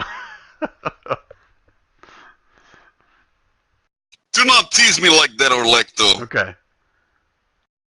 Alright, so you guys continue to dig. Shaldor eventually make a hole big enough for the giants. Everyone else can get there before Boo Boo even reaches Vasha would have chipped in to help too. Should we wait for Boo Boo to get... never mind. He'll find us. So Aaron and Namir are staying by the hole, correct? Did I cut out? Did you guys hear me? I'm still trying to find the bear. You can see the light. The bear is There's a light over here. I found like 100 kobolds, but no bear. Yeah, those kobolds aren't there though, so don't worry about them. They're not really there. All right, so once the hole is big enough for Buttercup and Twig to get through, they stealthily go through the hole. Okay. As you guys are all over here by this opening, and Boo Boo's the only one down this hole, you guys hear this loud roar emanating from inside that hole as a giant purple worm starts making its way up towards Boo Boo. No, not really. There's nothing there, Boo Boo. Boo Boo's cruising out! You see Boo Boo rocketing out screaming? No, but seriously, you'll eventually get to the bottom. And as you get to the bottom, you'll see that there are literally hundreds of bones and corpses and looks like little trinkets of stuff, odd coins. Looks like this was, I mean, you don't need to do a survival or perception check or anything. Looks like it was some kind of an offering hole or something to some god, maybe the dragon itself, you're not sure. But there's a lot of old, dead corpses down here, along with some minor trinkets and stuff. Looks like been thrown down here as an offering. See what I just did? What'd you just do? Detect magic. Okay. And nothing is in here is magical. None of these trinkets are magical. None of these trinkets are magical. Boo Boo feels very let down, disappointed. Well, I can bring back the purple worm if you want. Boo Boo doesn't need a purple worm. Boo Boo. All right, so Boo Boo, stay right there by your hole. Just an empty pit. I'm sorry, what? It's just just circling around. It's just an empty pit. There's no. It's not like a cavern underneath or anything. Nope. It's just a pit straight down. It's partly. I'm assuming you're gonna dig through the rubble to see if there is anything below it, but no, there's nothing but, like I said, dead corpses. There's some. You could probably scrounge up maybe 40, 50 gold pieces total worth. I mean, it's not gold. It's like mostly copper and silver. You may occasionally find 1 or 2 gold pieces, but it's rather small trinkets and some goblets and some very costumey type jewelry. Nothing of really a whole lot of value here, but you may, if you took everything out of here, you may get like 200 or 300 gold pieces worth of stuff. But it would take you a giant sack of holding to carry everything up. Boo Boo's gonna spend the next 8 minutes contemplating life as he flies back up. Okay. Alright, so while he's doing that, I'm going to grab the rest of you guys and move you through to the other cavern. Assuming you guys are all going to cross over. Is that correct? Yeah. So everyone's going to stay over to see what happened to Boo Boo. You guys are like, well, screw him. He's dead. There's nobody over there?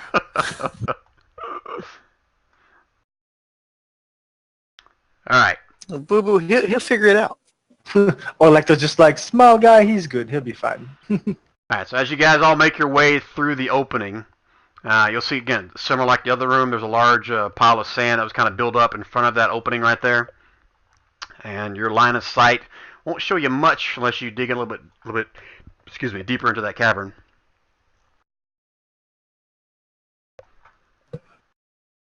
Namir. Okay. You just said Namir? Namir. Yes, what do you need? The Buttercup wants you to go through the hole and see what's on the other side. Don't you, Buttercup? Oh, Buttercup. Hey, we go together. The bear shakes his head no.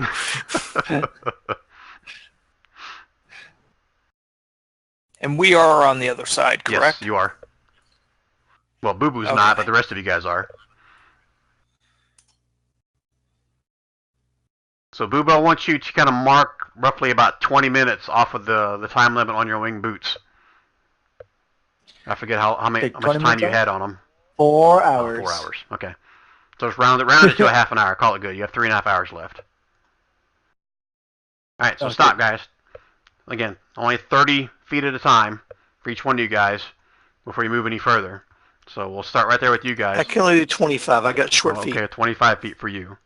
So stop right there. So let me double check how far they can see with their light to see what I share with you that you do see. Toman can't see shit. Shaldor. Oh yeah. I thought I put a light on her, didn't I? Did I not put a light on Shaldor? No, I don't think it did. I wasn't sure if you could or not because she still has her detect magic up. Light's not concentration, is it? No, it's not. No. Alright, so here, let me give her her light spell. There we go. Oh yeah, and Veli's down there too. Okay, from where you guys walked, Veli and Shaldor, you just see there's more of these rough-looking walls here, not man-made, not finished in any kind of way, not worked stone, just raw earth as you guys make your way south. Where you guys can't really see much outside of your dark vision, anything beyond that.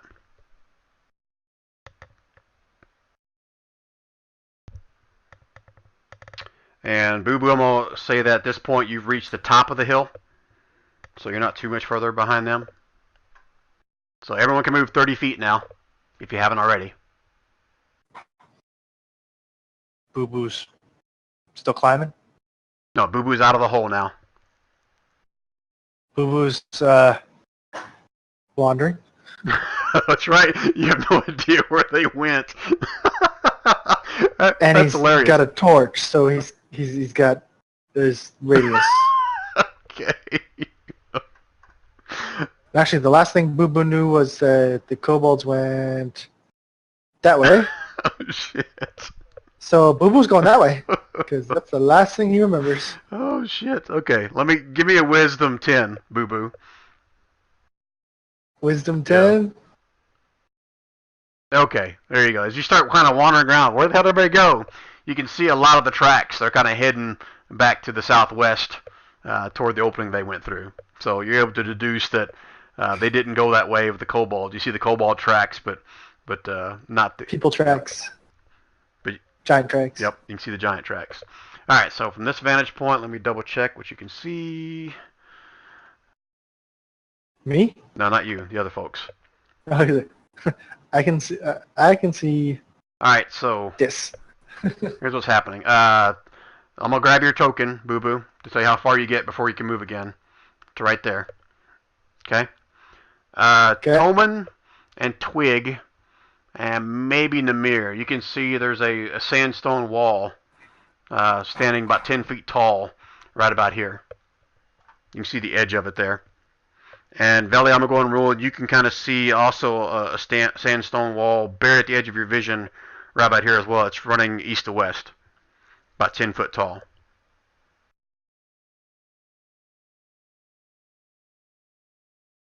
All right. So do that what you want. If you're not going to do or say anything, go ahead and move to Anybody else notice that wall over there? Yeah, there's a wall right in front of me. I'm gonna Let keep me to see wall. What's on the Now other you'll side go of the look wall? at the wall. The bear wanted you to go in the hole while ago, and you wouldn't go. But now you go look at a wall. Okay, everyone else can move 30 feet.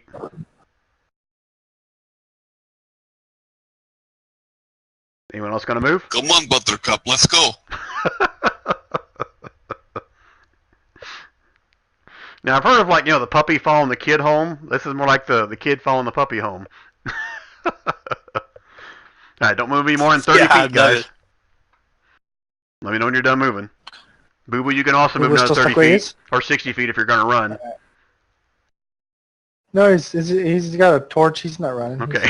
Doo, doo, doo. All right, everybody move to 30 feet or where they're going to move to? Or Electo staying put? Yes, no? Yep. Oh, sorry. That's also me. Oop, yeah, wrong. Whoop. Okay. All right, so Toman and who is that? Vasha. You can see from this vantage point, you can see a huge, giant pile of gems and coins and other kind of gold goblets and trinkets piled up, kind of in the corner next to this wall right here of these sandstone walls. And Toman. Now that looks like a dragon horde. That's your horde. Shiny's over here. Shiny's over here. And it's about as tall as Vasha is up in the corner of it at its highest point. Does Shaldor, is she getting any pings off of her detect magic? Good question. Let me double check.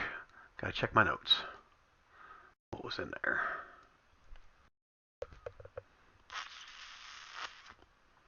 Probably some loot, maybe a little treasure. Okay, while I'm looking this up to double check, the rest of you guys can move another 30 feet, including Boo Boo. And everybody Can we get up in on this side of the top of cabin this would have wall? heard Toman yelling about shinies being over here. Do I hear it from the door? Give me a perception check. So I'm at the door. Okay, don't move any more than 30 feet, guys. Wait, I'm waiting to That's see what I was Boo Boo's fixing thing, and myself I'm moving too looking up far. to see if there's anything magical in this thing other than gold. Where the hell did I put that?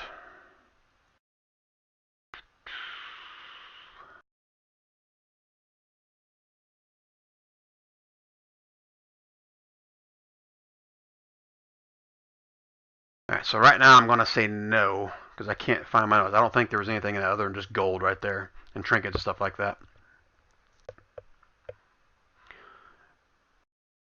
Alright, so... Can we see Go ahead. over the wall or what? No, it's 10 foot tall. Well, how tall is Shaldor? I forget. 20-something feet tall? That's a good question. Is that right? Does it say on the character sheet? I think it does somewhere in there. I'm just looking at her token. Yeah, I'll say she's like 25 feet tall. So yeah, she can see over the wall. It's only about 10 foot tall, so if she kind of peers over the edge and looks down, she'll see the giant pile of gold sitting there as well. All right. All right, so I see Toman and Vasha took a step forward first. Are you guys like what, diving into the pile? What are you guys doing?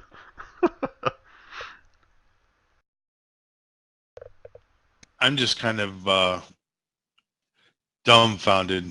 My first dragon horde. I'm just kind of like mesmerized. Okay, yes, Yes, yes, you are mesmerized because as you guys are all standing there looking at this gold, I guess Tolman and Vash are the first one to notice that some of the coins just start kind of like shifting and kind of shaking or shuddering where they are there, and you watch as they start to kind of move in circular patterns, random gold pieces and goblets and gems and stuff. And before you see it, before you're done here, you see there are 4 giant whirling whirlpools of gold coins standing before you. Roll initiative, folks. Okay, who touched the gold? No one touched the gold. I was drooling over it. Push your Aaron's sleeping or swimming. Where is?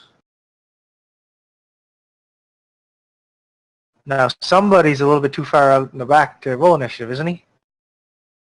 No, go ahead and roll initiative before until you get in there. That's fine. All right.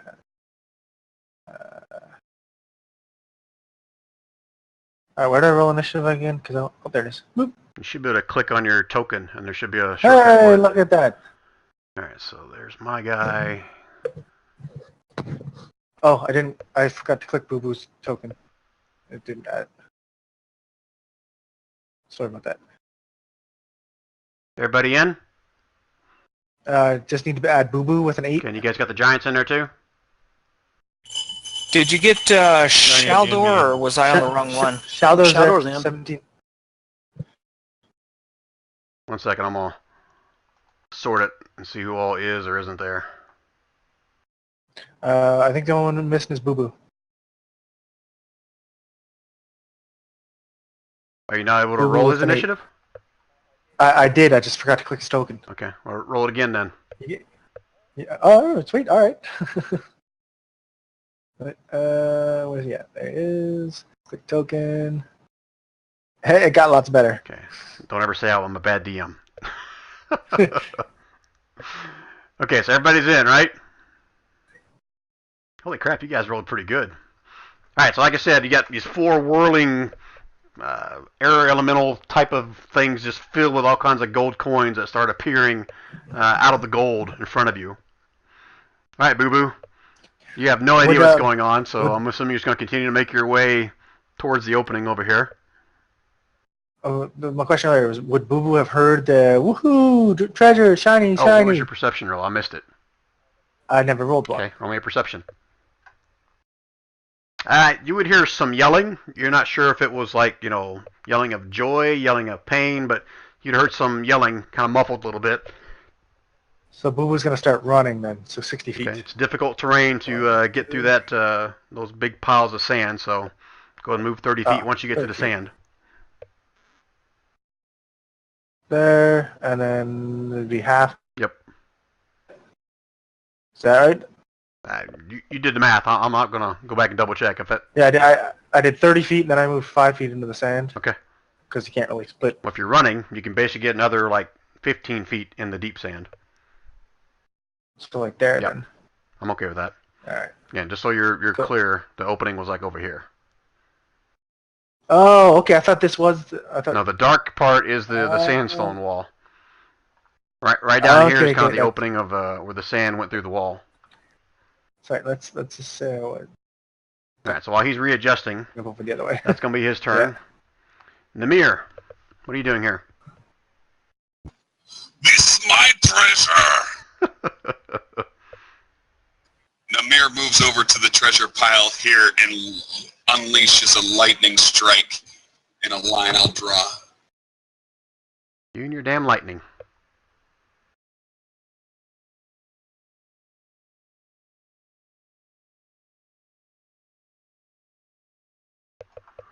Okay.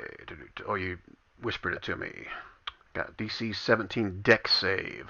You got to roll the damage. So roll 12d8. Oh, it did 54. Oh, why am I not seeing it? All I see is your description of your spell. Oh, okay, maybe that's the average. Yeah, that's just got the average on there. So roll 12d8 for the actual damage as he makes his save here. DC 17, huh? Ooh, he did horrible. Okay, so you slam the lightning into it. It's a straight line of how long? 500 feet. Each creature within 10 feet of that. All right, so I'm going to rule that Veli. Oh, I see your line. Sorry, I thought you were going straight that way. You're trying to get 3 of them there. I'm with you. Everyone within 10 feet of that. Shaldor, make me a dex save with advantage. That's also going to go through that wall and just get her right on the edge of it. But I got to do this 3 times for these guys. 2. Sheldor immune to lightning. It's good. All right, so as you unleash this lightning bolt, you see the first one kind of just shudder a little bit as gold coins go splattering out different spots. And then it passes through these other 2, not quite as bad as the first one. Looks like the majority of your damage was on the first one there.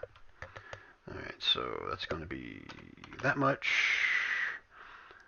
And then this one is going to be this much.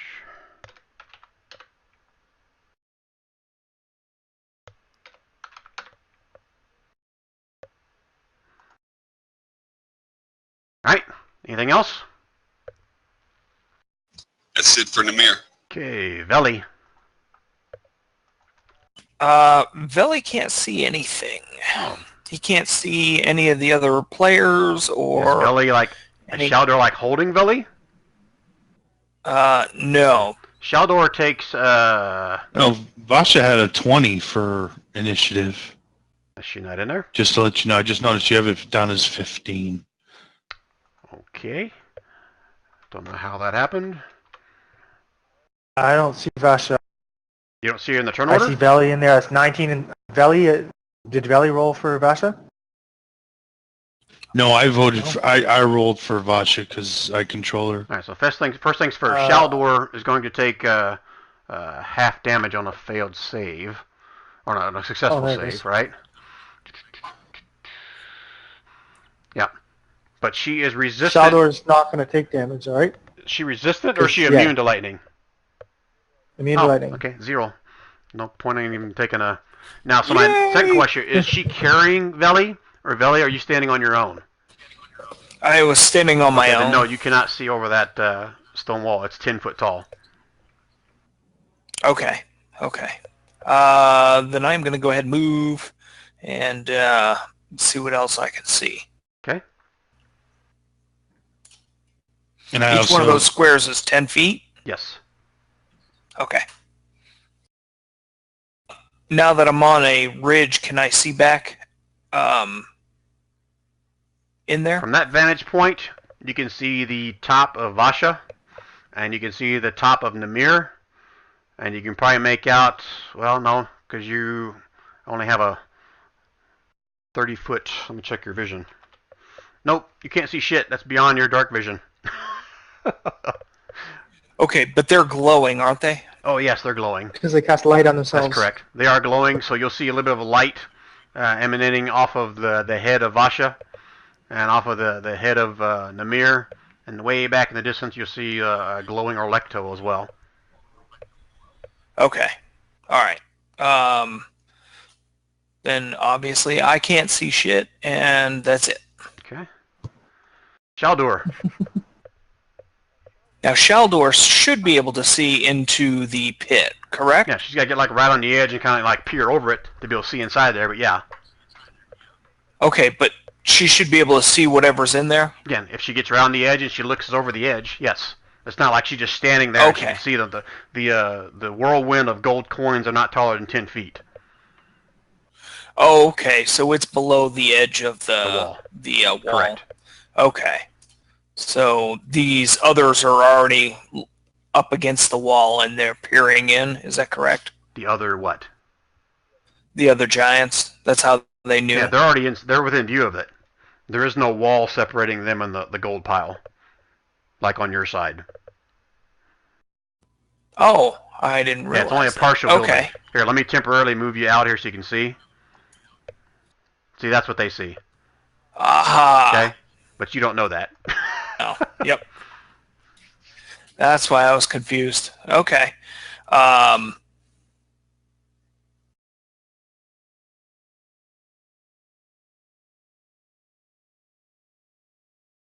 guess I'm just going to kind of work my way around with Veli then. Okay. You gonna take your normal movement, or you gonna dash? Just 30 feet. Okay. And from her vantage point, she can probably maybe see. Well, she won't see the gnomes, but well, she won't see Aaron either. He's too short. So from that vantage point, you can barely make out the tops of this elemental, and maybe barely this one as well. Okay. That's it for your turn. That is. Hey, what's up, Buttercup?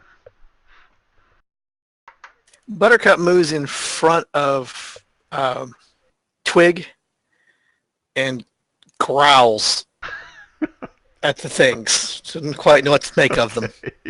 Is that some kind of a weak attempt at intimidation there, or what are you? Okay. No, just growling. She's more of what the hell is this? Okay. All right, is that her turn? Okay. Yes. All right, Vasha.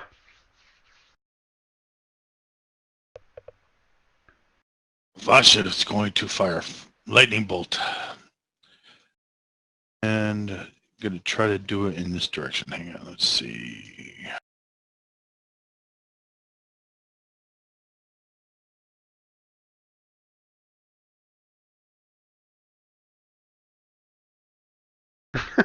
Lightning bolts no, that don't won't work. Yeah, I know. I'm using a trackball, and I went, no, that's not quite right. I wasn't sure if I had to line up. So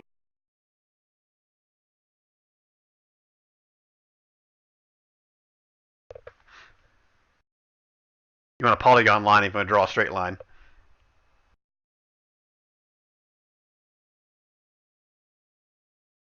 Okay, I see you clicking. What's that mean? You're going to throw your lightning bolt at that one? sorry, my push to talk button is, yeah, that's the one I'm going to lightning bolt. Okay. This one. Okay. And it's everything else within And I 10 also feet, just noticed right? that Toman doesn't seem to be in the turn order. He had a 15 as well. What are you guys doing to me? For, I don't know. I just happened to notice he's not. All right, anybody else that's missing?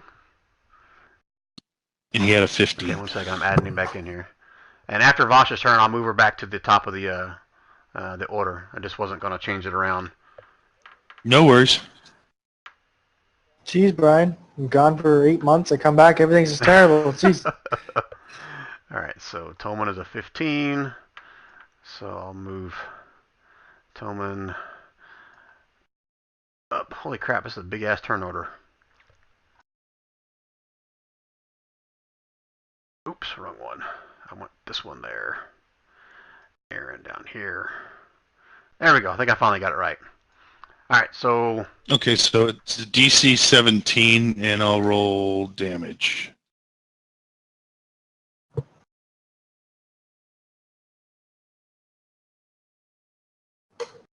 Okay, let's see it.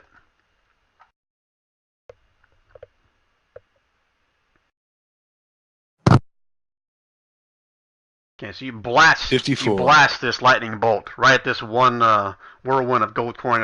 As you watch, it almost like it anticipates the lightning bolt coming in. You see it kind of almost part the coins in some kind of a weird aerodynamic kind of force, and it still splatters some of the coins out across the back wall over there, but it doesn't do quite as much damage as you anticipated. Okay. Math. Crap. Half of that is this much. Okay. And she's going to move up.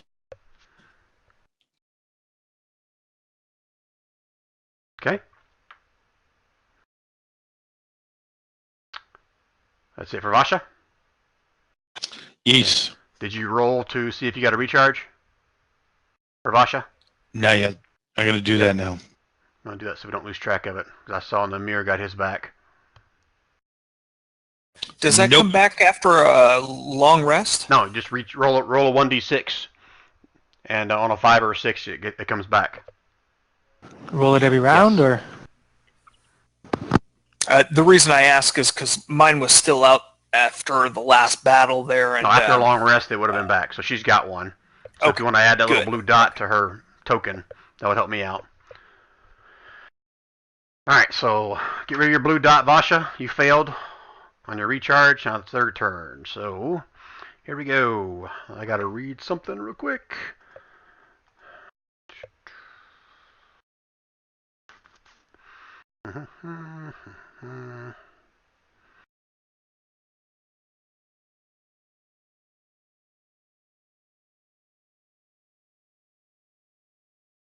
Doesn't say anything about size. I like that. Alright, so this one here is going to keep spinning its coins faster and faster, and you see it kind of almost walk up here and envelop Namir. There's this whirlwind of coins all around it. This one's going to do the same thing and go up here and envelope Toman. This one is going to do the same thing to Vasha. And let me double check their movement to see if I'm going to change some of this stuff around. I think they got pretty good movement. Oh, hell yeah. They can pretty much get to anybody. And these two are going to come up here and envelop, oh, looky there, a little gnome and a bear. So, here's what happens. I'll go and put it in chat so you guys see it. I don't think I got the GM. I'll put it public. Need everyone that's inside that space make me a strength save.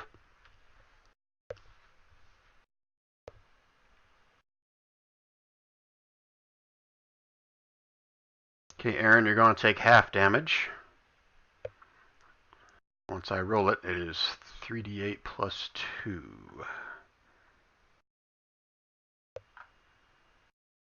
Does my uncanny dodge help me with this? It's for dexterity saves, for attacks you see coming at you, is the way I remember that. Is that how that works? Pretty much, and if I'm watching it come at me, that's what I'm assuming. Okay. The only problem is it's a strength save, not a dex save. Ah, that's true. It's a strength save on this one, isn't it? Yes.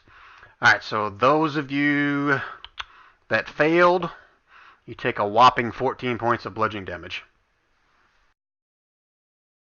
So if you succeeded, you take 7. Ouch. And then I got to roll. Where are you seeing 14? I rolled it. I whispered to DM. Oh, I see. I see. It put it in the spell. It says 15. No, that's like an average. That's like the standard that comes out the SRD. Oh, okay. I thought it was calculating it there. I actually rolled it. So actually a little bit worse than that. But now I've got to do something else because each of you feel the force of the wind blow you around. And Vasha gets thrown. Does she succeed or fail? Vasha. Rolling her now.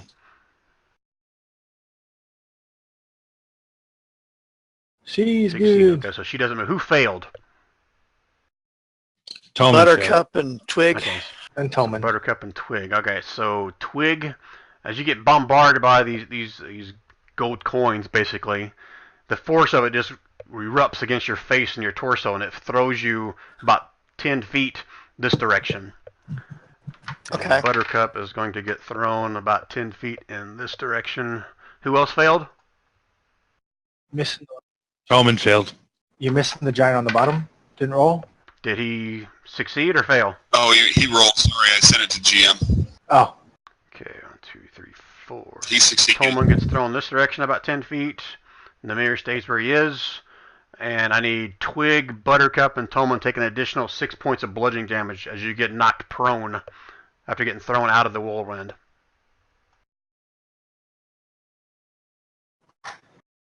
So 20 points? 6 additional points of bludgeoning damage, plus the initial 14 if you failed, 7 if you succeeded. And they're not done.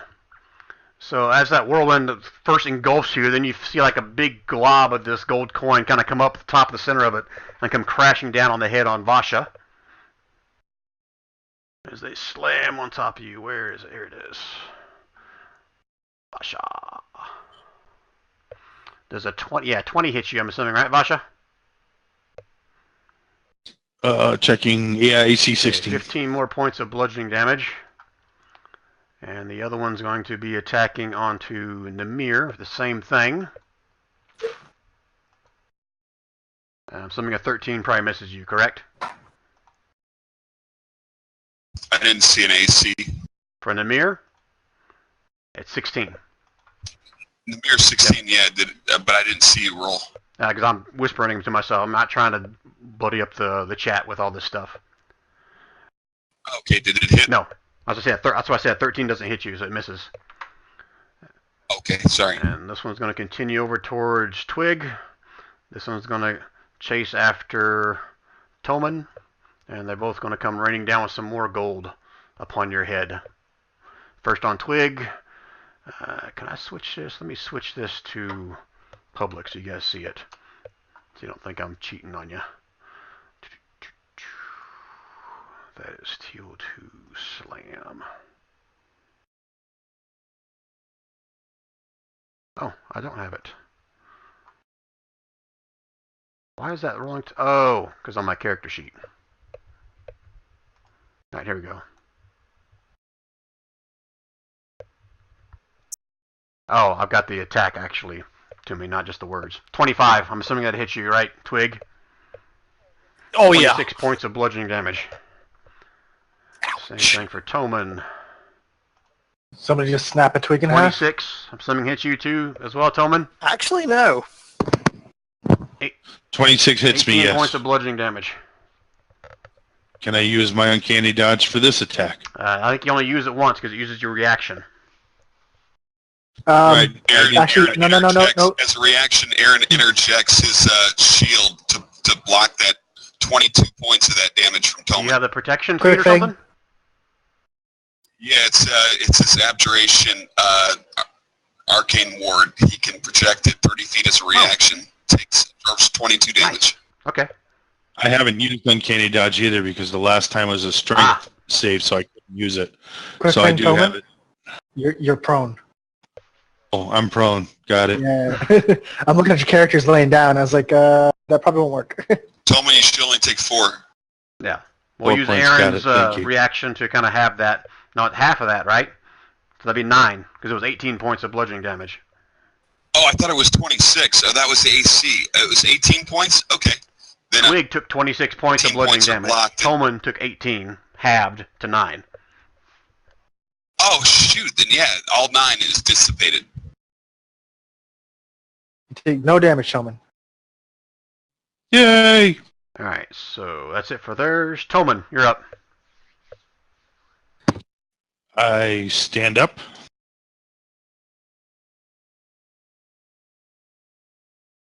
Okay, I'll take your word for it. And I'm going to, I guess I'm going to try to stab it. The only thing I have is a silvered rapier. I don't think anything else I have. I don't have any magical weapons, so we'll give that a shot and see if it works. Okay. Hold on, I got to zoom back in. I lost my thing here.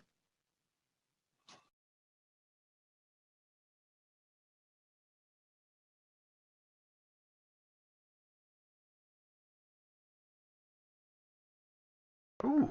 Have at the Let me double check. soup. Alright, so you You take your rapier, kind of slam into it.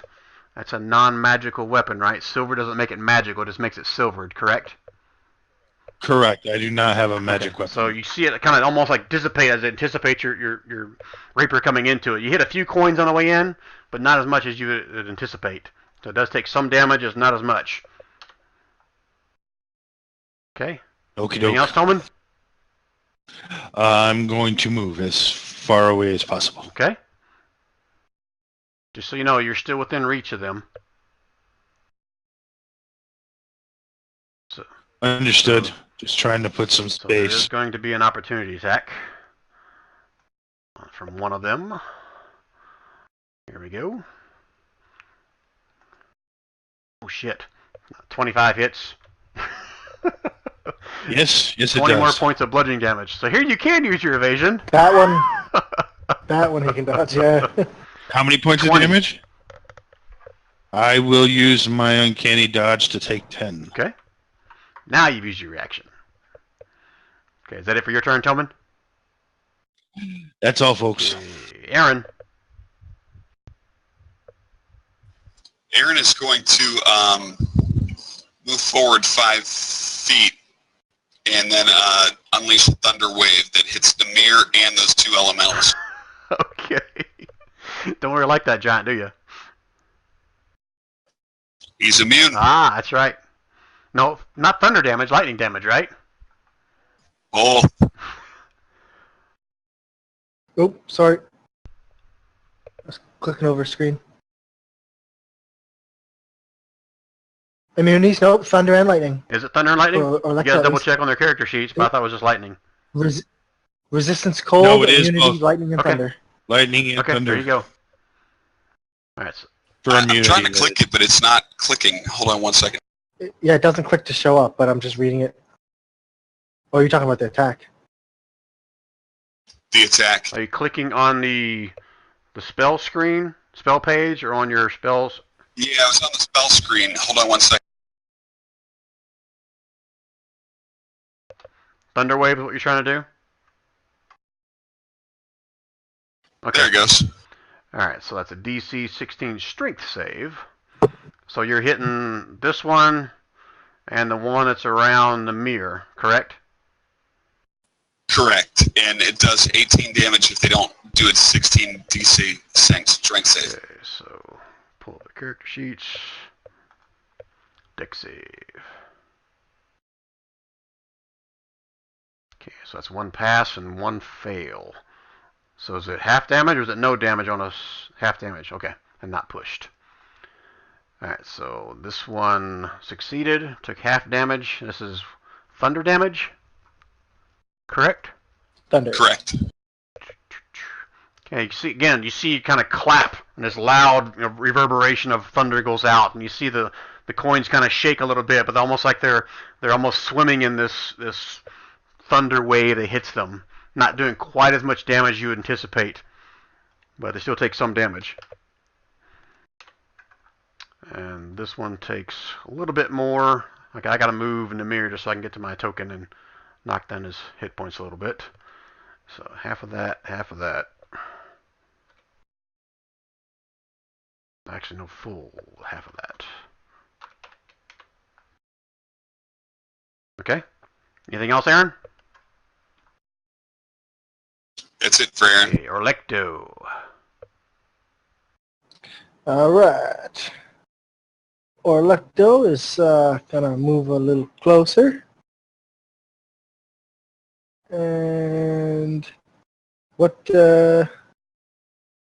Tolman's right in front of him. I'm just looking at the ranged attacks here.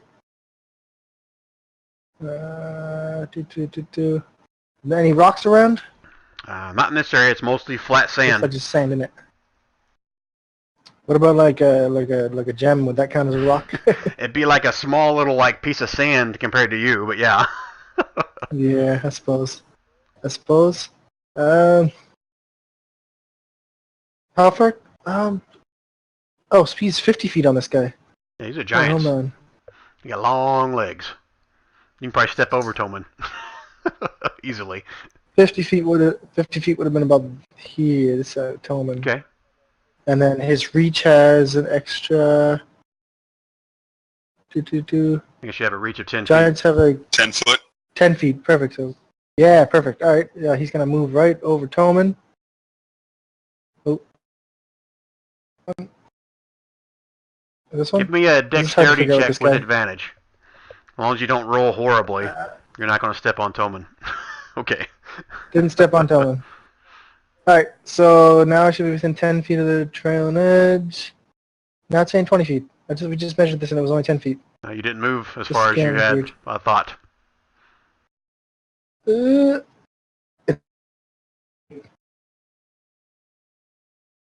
There, Yep, 10 feet. I'm close. That's That's good enough. And he makes 2 great sword. Oh, wait. Weapon. Yeah, I don't see a weapon on this guy. It just says great sword.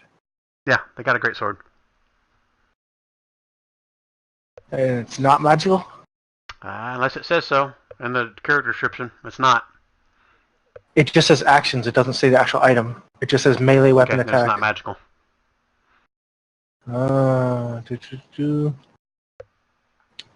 What about the magic this guy's got? Not really anything. Alright. No. He's just gonna swing at it. Two great sword attacks. 1 and 2. Holy shit. Yeah, those hit. And again, you should guys watch this thing just slams into him and coins go flying everywhere. Again, it's a pretty massive hit. You've seen the giant hit other things before and it did a lot more damage, but this was still no small little peck on these guys. All right. So, if you hit a large thing of coins with a club, it's still gonna smack the coins everywhere, right? all right, so that's both. Make it rain. That one and this one.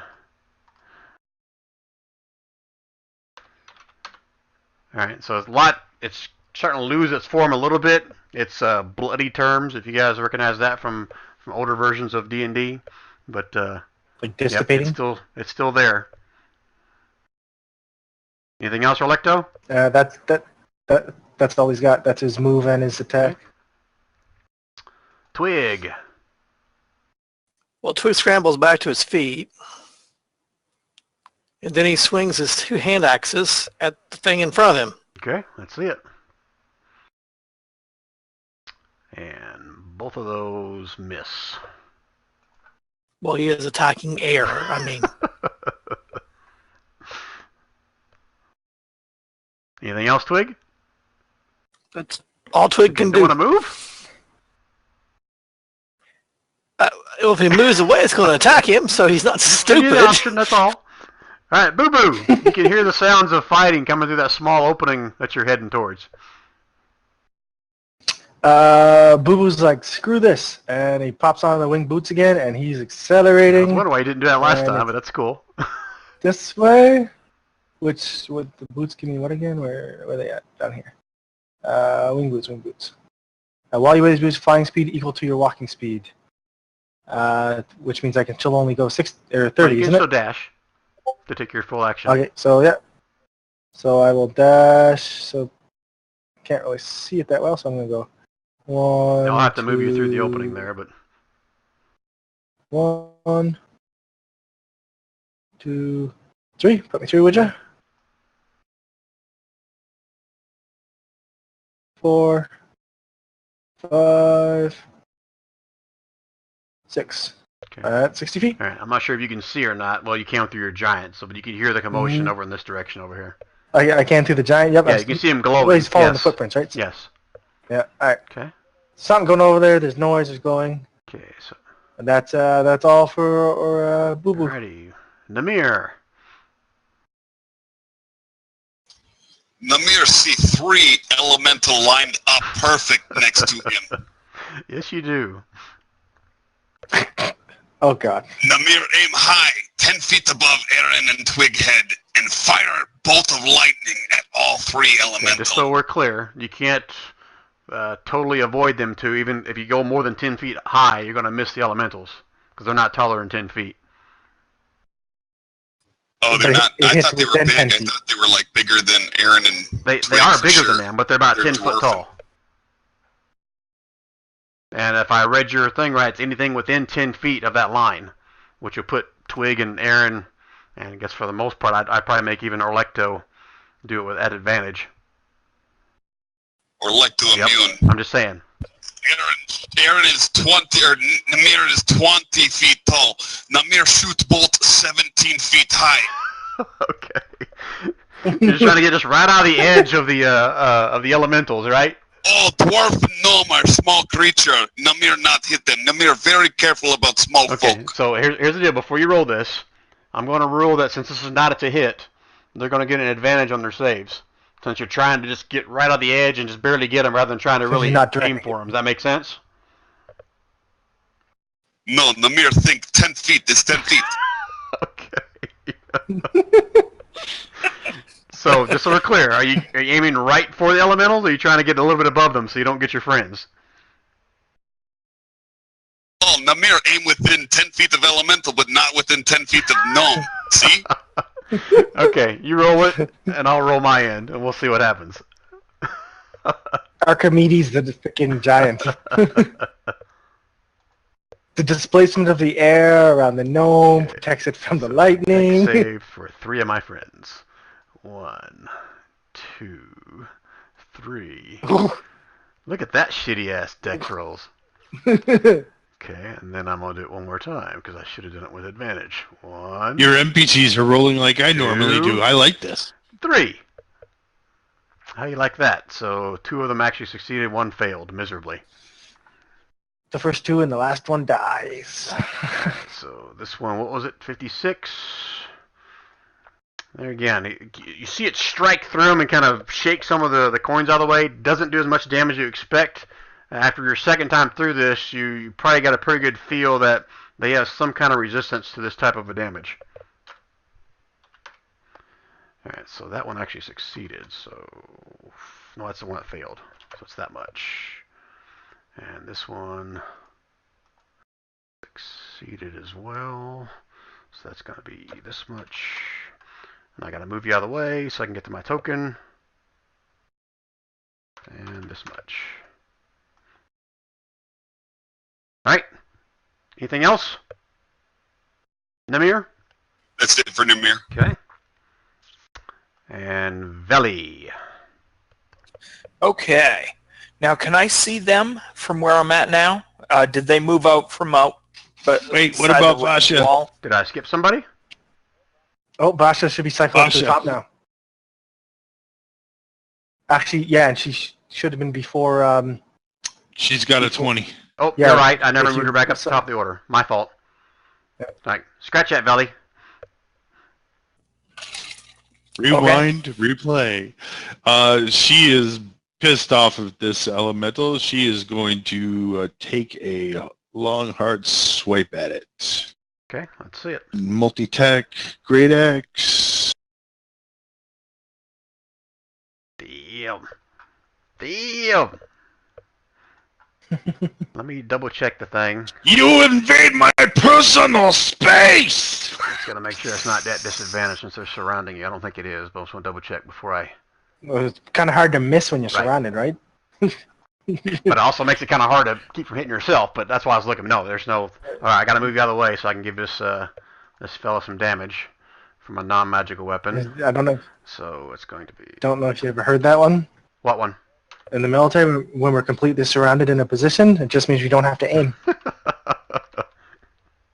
I'm not sure if that's a good thing or a bad thing. I guess it depends if you're the one being aimed at or the one doing the aiming, right?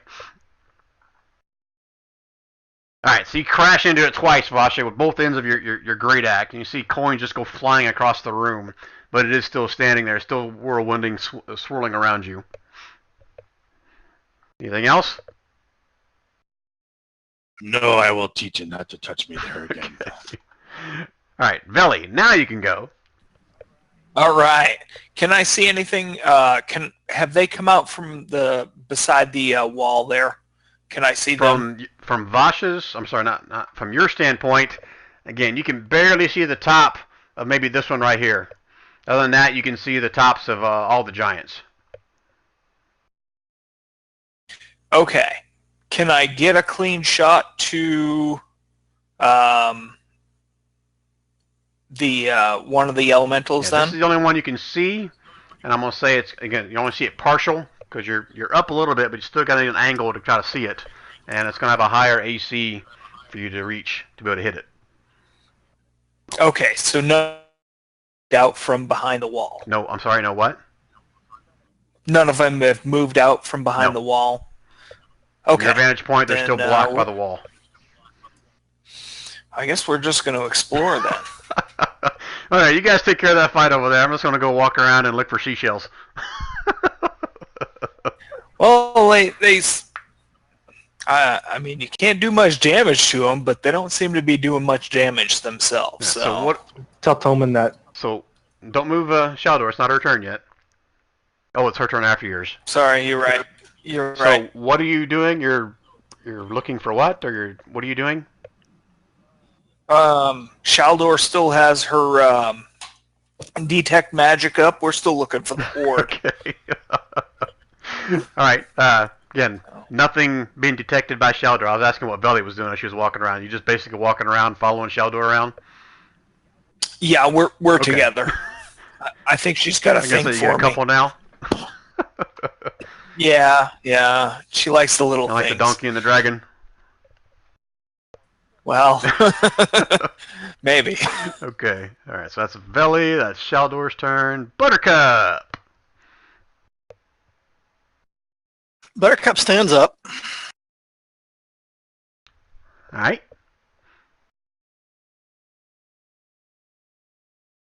Her friend, and attempts to swipe at the swirling thing of metal death. Okay. Let's see it. And misses horribly. Yes, she does. I forgot to give him his damage a while ago. Yes, she does. Is that her only attack? Yeah, she lost her multi-attack. Okay. And, ooh, look who's up next. All right, let's start with the one that's surrounding Vasha over here, right? Is that Vasha? Yep. So first things first, do a little whirlwind on Vasha. See if she likes this. This one.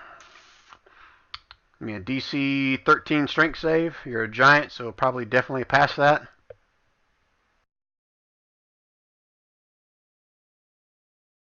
Definitely pass that. Well, actually, just barely, but barely for a giant, I should say. So I think it's just half damage. So 7 points of bludgeoning damage. And you don't get knocked prone, but you see another ball of coins kind of go up above your head and come slamming down. 18. Does that hit you? It does. 22 points of bludgeoning damage. And then the same thing for Namir over here. First one tries the whirlwind. Give me a strength save.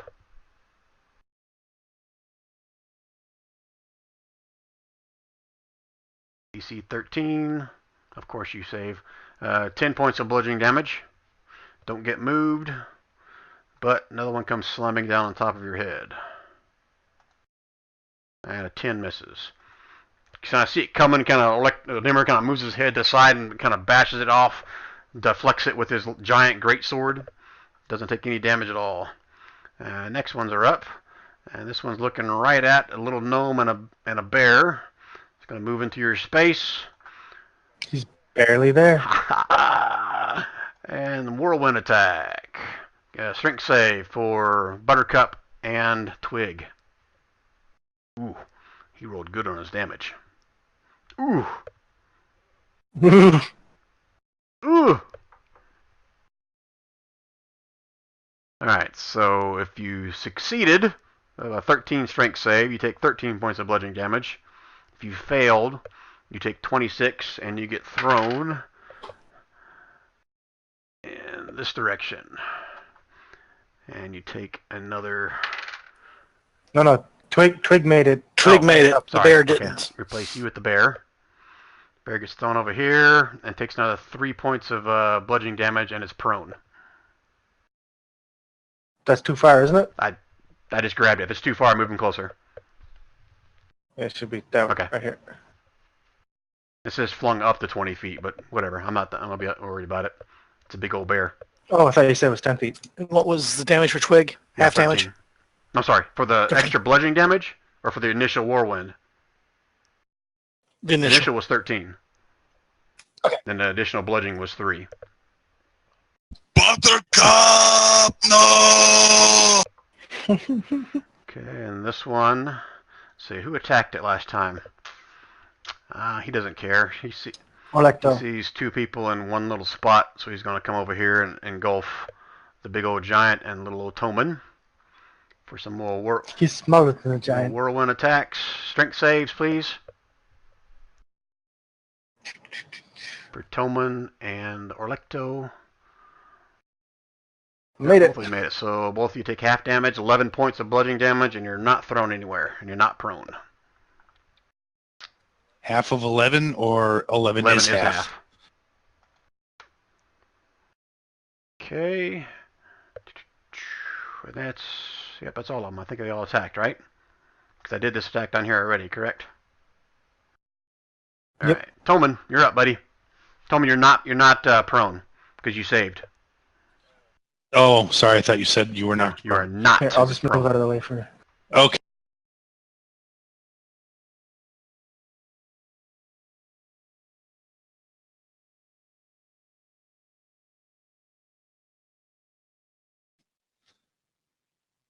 My balance back. Are you moving back away from him? And marked, moving back and firing crossbow. Get an opportunity attack as you move backwards from this guy. Aaron prepares a reaction to protect him. I was to say, I'm still engaged with it, so if it turns to attack him going the other way, what does that mean for me? Does he have to be next to you, Aaron? Or can it be, oh, you said within 30 feet, right? Within 30 well, feet, here yeah. it comes for Toman. I only rolled 11, so you're good to go. I'm assuming it doesn't hit your AC. Okay. No, 17. Okay. All right, so now you did a hand crossbow attack at a whirlwind that's circling around the giant. Correct. Good thing you rolled high enough. Hold on, Yep. let me figure out how I want to do this. Because you're basically attacking air. Shit. Electo, make me a dex save. Oh, I'm real good at that one. Hey, you actually did good enough. Okay, so you see it coming. Your eyes get big, like, what the hell is this little gnome doing? And you almost like suck your gut in at the last second as it kind of comes in and careens a few coins out of the way.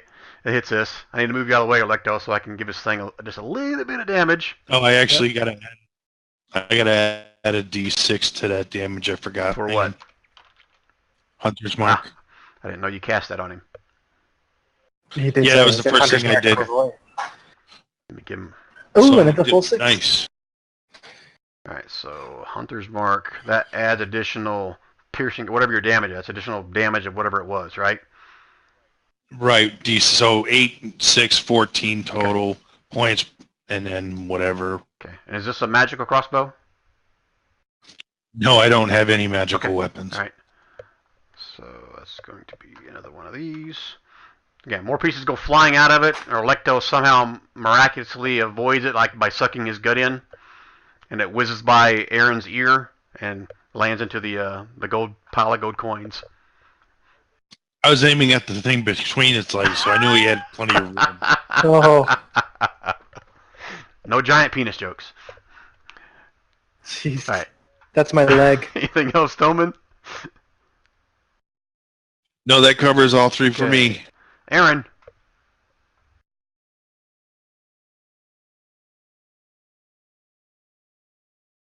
One. Fire Aaron's wand of magic. Aaron's gonna launch a 5 missile barrage at that elemental next to Orlecto.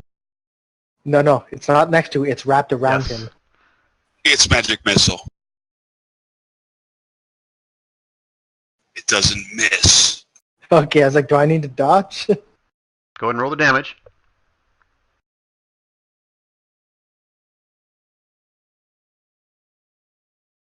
Okay, and that's an automatic hit, correct? Correct. Electo, make me another dex save. What? You're attacking air. So I know Magic Missile says automatically hits, but you're still attacking air, and it's surrounding around Orlecto. So he's got to roll really bad, like that, to take quarter damage, because some of it's going to hit him. So 5 points of damage on a giant is like nothing, but he takes full 20. And as you do this, you see like these missiles kind of almost circling around Orlecto, like this giant vortex of magic all around him. You see it blasting these different coins. They go flying everywhere, and you see Orlecto kind of dodging a little bit and batting his eye as he's getting pelted with these little coins. And then you look again, and then there's no more coins surrounding Orlecto as they all drop to the floor below Orlecto's feet. Yay! There was much rejoicing. Okay, anything else, Aaron? Aaron's going to scoot back over by Orlecto, and then he's going to end his turn. Okay. And there will be an opportunity attack from the one that's surrounding... You know what? He's engaged with the mayor. He's not going to do that. Orlecto, you're up, buddy. Orlecto's moving up, and he's doing a double swing. And he's should be well above Twig's head when he swings this. Because AC goes up if you're going to do that. Well, Orlecto's going to swing it at waist height, which should still be 4 feet above Twig's head. Right. I'm just saying, you're not really trying to concentrate just hitting the thing. You're trying to hit a certain spot. I understand what you're saying, and he's a small guy. It's a great sword, so... You're going to roll like a 25 anyway, so it doesn't really matter. No. I'm saying it's a great sword. What would be the difference if I swung it like a baseball bat instead? Just roll. All right. 400 yards versus 250. 16. How about that? Oh, glancing blow on the first one, but you managed to somehow miss the little bitty twig. Okay, this is minus 14. Unless I aim at the ground, I'm pretty sure I'm going to miss Twig. Oops. I don't want to take away. I got to move you out of the way. I almost took hit points away from you. Yeah, sorry. Oop. I don't think you wanted me to do that. You actually cut yourself in the foot. Minus 14. Oh, it's not magical. So it's that much. It's not magical. And then, holy shit. Freaking 37. I love math. Half of 37 is 20... Not 20, it's 18? Yeah, 18. Round it down. Was that... Did I just drop your hit points, Twig, or was that the elemental? No, you got it. Okay, you right. get the elemental. Second sure. All right. Alright, Electo, anything else? Come back. Should be one... his range reaches that far. Yeah, I'll go with it, like, so he's not quite in it. There we go. Yeah. That's 2 attacks, and that's the move. Yeah, that's it. Alrighty. Alright, Twig. Still surrounded by this whirling vortex of gold coin. Yeah, and he reaches his hand out of the vortex and touches his bear on the leg.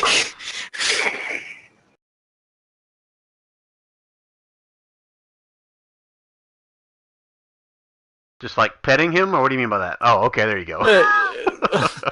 It had to tell what level. Alright, the bear kind of lets out. Yeah. The bear feels better. Twig can't do anything else, but the bear feels better. Okay, that's it for Twig's turn? Okay, Yep. Boo Boo. You're almost there. You're like Bram was in the last encounter. It should be Vasha. Oh, yep, I did it again, didn't I? Thank you for pointing that out. Well, you never actually put it up top, so there. No, Okay, Vasha. Vasha has regained her lightning ability, so she is going to light this thing up that's around her. You're like, Shoot it at me, Vasha! We play lightning bolt catch like we used to when we were children. Oh! I have forgotten. Aaron, you're getting another inspiration card for that one. That was awesome. So here we go, too. So Aaron is actually who this time? What's your name in this game? Oh, you are Aaron. Where are you at? I don't see Aaron in the list. Oh, because I gotta scroll down further. Duh. Way down there. There we go. All right. New inspiration card for Aaron. All right, so Vasha was doing it on herself, or she was throwing it at Namir? She flung it at the one at Namir. At Namir, okay. Nice. So it's a dex save for him. It was 17, is that right? Beat a 17. Immune. Ah, he did horrible. Failed miserably. Oh my god, that card's fantastic. 56. Again, you see it slam into it. It shatters a bunch of them, kind of all around Namir. You see the lightning bolt go in Namir and out Namir, and goes in his eye sockets and out his ears, and more coins go flying out there. But it is still standing. It also hits the one surrounding him, correct? Anyone within 10 feet, right? Yep. So you just threw it at this one. There's no one else within 10 feet. No. It's a lightning bolt. It's a line. So he's being surrounded by the elemental I'm sorry, right now. yes. I wasn't sure what you're getting at. I thought you were talking about something else close to him. So let me do another dex save. Oh, look at there. They're just rolling like shit on one of their best attributes. Alright, I gotta move Vash out of the way. So half of that, what I say is minus 28. Bits and pieces of the ones around her also shatter as she lets go of the lightning bolt. But it is still standing, still whirring around her. I like your idea. Let's do that again. Rolling for recharge. Nada. Get rid of your blue dot. Alright, Boo Boo, you're almost there. Alright. So, Boo Boo is, let's do some measurements here. Boo-doo, doo-doo, doo-doo, doo, doo. Doo. So, flying dash puts me right there. Let's go. 2, 3, 4, 5, 6. I'm coming, guys. Just hold on. You're flying, Actually, right? Yep. Yeah, but the dash uses my action, doesn't it? Even though I'm flying. Yeah, you can still dash while you're flying. Double your speed. Yeah, but it uses my action. Correct. Ooh, wait, no, this is a bonus action. What is the bonus action? This one. Why are you doing that? Stop doing that. Healing. Even when you dash, though, if that's using your full action. You can't even do a bonus action when you dash. Oh, you can't No. do a bonus action? Oh, never mind then. Okay. So you're dashing? I dashed 60 feet. All right. Again, it's whatever your flying speed is. You can double that when you dash. 30 is the flying speed. Okay, so it's 60. Okay. 60 would be All the right, best. just making sure. All right, Boo Boo, you'll eventually get there. Yes. Namir, playing catch with your sister. Oh, Vasha, that was a good one. Make me tingle in my privates. Here's one for you. Oh shit! Look at that. The big one. Okay. She squats down a little bit, smacks her with her fist. Oh, put it right here. Put it right here. Both were able to kind of dissipate. There's so little of them left. It's harder and harder to hit. So you do get a few of the coins, but doesn't do quite as much damage.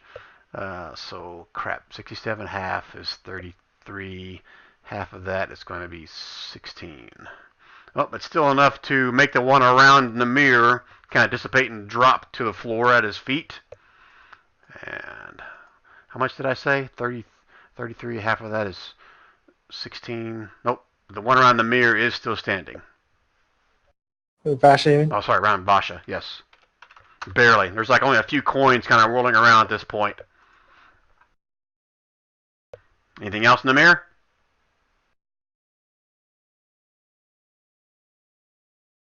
Namir loses lightning. Namir's turn is over. Get rid of your blue dot. Veli. Okay. Moving right along then. We're going to move north and see what's up here.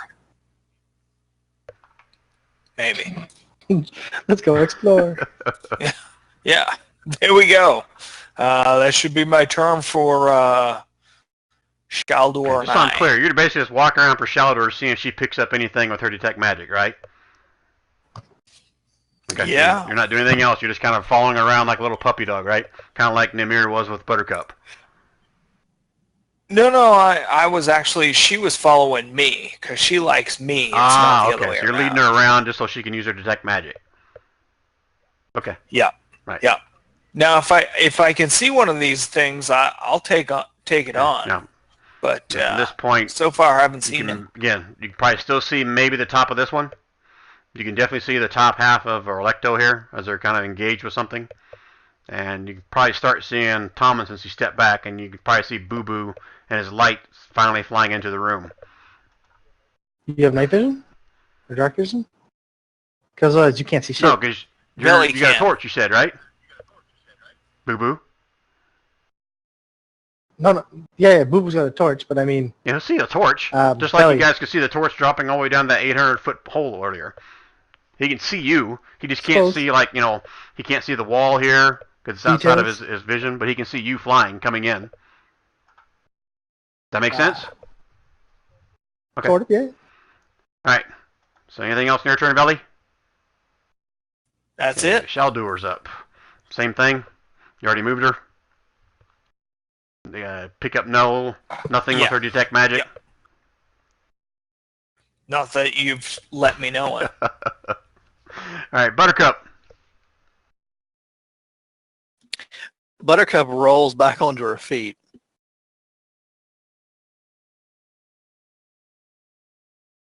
And since she's not directly engaged, she actually backs up. Okay. He's going to choose to let her back up because he's got this little gnome in his grasp. Anything else for Buttercup? That's all the bear can do. It's a bear. I mean, it's Buttercup. It's not Pooh Bear. It can't talk. It can't talk. Well, it can growl or do something. I'm sure you understand something it says. Oh, well, Twig understands her, but... All right, so they're back up. Still got these few little coins rolling around Vasha's head. And these guys are stupid elementals, so they're going to keep on attacking. And I'm going to have you do another strength save with advantage since there's very little of it left. Vasha.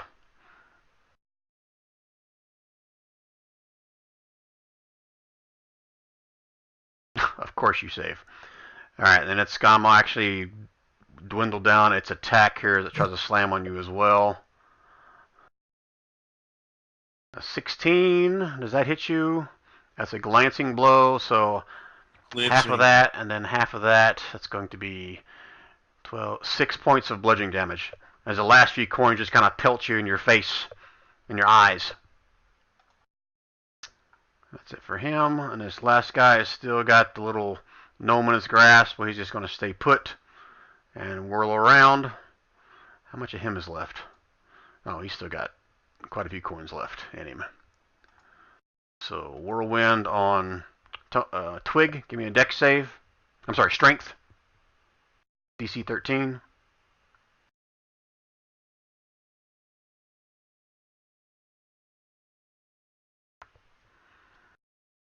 That's a half. So half damage. And I'm going to say you don't get knocked prone or moved out, so it's still half damage. 10 points of bludgeoning damage. And you don't get moved out. Okay. But since you're still within his grasp, he's going to try to slam down on top of you with a few coins. It's a 17 hit. 21 points of bludgeoning damage.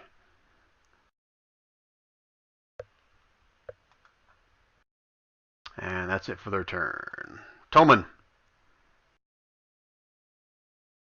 Oh, what to do? I know what I'm going to do.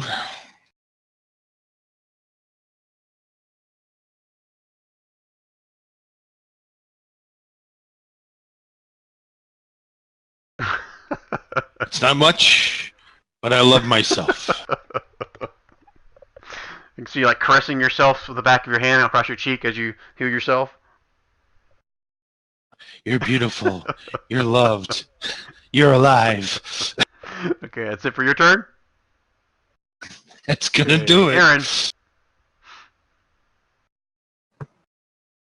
Aaron is he's gonna move forward a little bit towards the guy attacking Twig, and he's gonna cast a cantrip, Toll the Dead, on the elemental. Okay. Does that affect? That's just constructs and undead. It doesn't affect. Is that correct? No. Yeah. Click on the spell and put it up in chat. Let me see.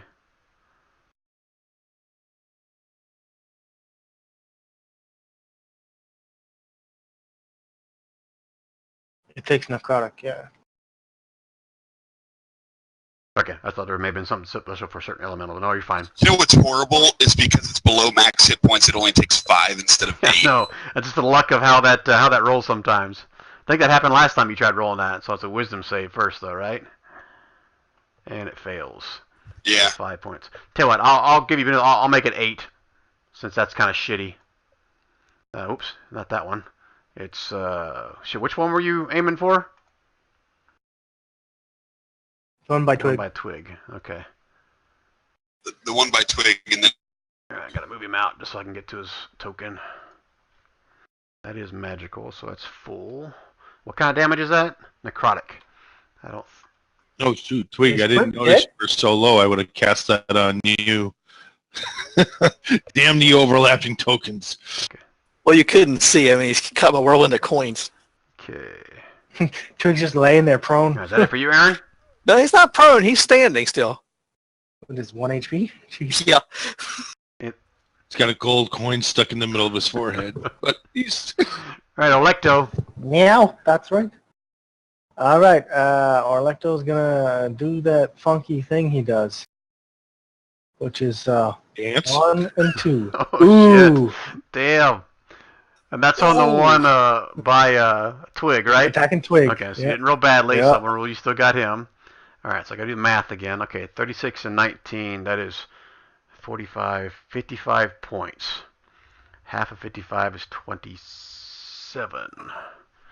Okay, the first hit, bunch of it, almost half of the coins that were in the air go flying across the room. But it is still standing there. And the second one, half of 36 is 18. Again, I think you hit Twig's hit points. so you You don't have but swing one. through one, almost like the flat of your blade. Not even like you're trying to cut it. You're trying to smack them out of the air with your great sword. And half of them go flying across the room. And you see Twig almost instantly like duck down. You take the opportunity to swing back with your great sword the other way at the flat of the blade and just crash them and splash them all over Vash's face. And then none of the coins move anymore. Yeah! Okay. Twig. No longer surrounded by these coins, but there is still a little bit circling around Vasha. Twig kind of stands there wobbling on his feet.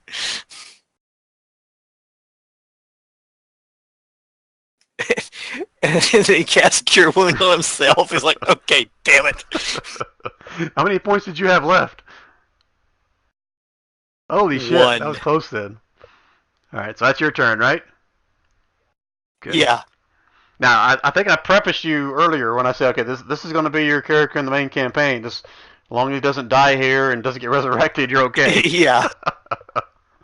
Alright, Vasha, you're up. Well, there's always the backup bard. Not the backup part. He sings backup. Oh, must be a bad board. Vasha's going to swing at the tiny few coins that are still surrounding her. I told you not to touch me there. Damn. Okay, let me move you out of the way. Let's see how many hit points she has left, or this one has left. I think it's dead. Your first strike, you kind of catch it on the flat of your axe again. You go flying across the room, back over towards Twig, and they don't move anymore. Twig tries to catch one of the coins out of the air as it flies Give by. me a dex save. Or an acrobatics. Oh, God. And you do A dex 4 points check, of not a damage. save, a dex check. You catch the coin in the face. You now have a gold coin He's for... known as one-eyed Twig. Oh! I was joking, but you know what? That's what happened. You try to catch it, it bounces off the palm of your hand, hits you right in the mouth, knocks one of your teeth out, and you now have a gold coin there where your tooth used to be. Perfect. Alright, so we are out of initiative order. Don't look a gift coin in the mouth. Oh! And Boo Boo was almost there. Well, at least you got to fight with the giant there. Our cook's here. Well, now that I'm here, Toman. Oh, look at him. He's such a nice guy. Run around healing people. Look at you. And Shaldor and Veli, both are happy to report there's no treasure over here. And Twig.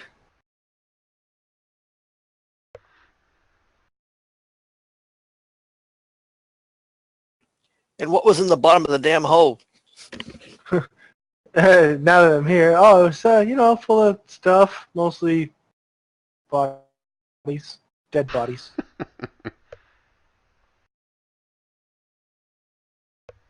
All right, guys. So we've reached the 3 hour and 15 mark here. So what are we doing here at the end? Are you just going to start kind of counting up the coins? You're going to continue to kind of look around for something magical? What are you guys doing here?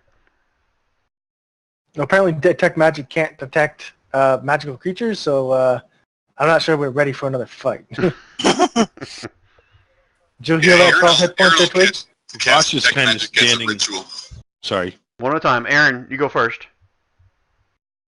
Aaron's going to detect magic as a ritual. It'll take him a little bit of time to kind of look at an area of the pile, maybe south of him. Okay.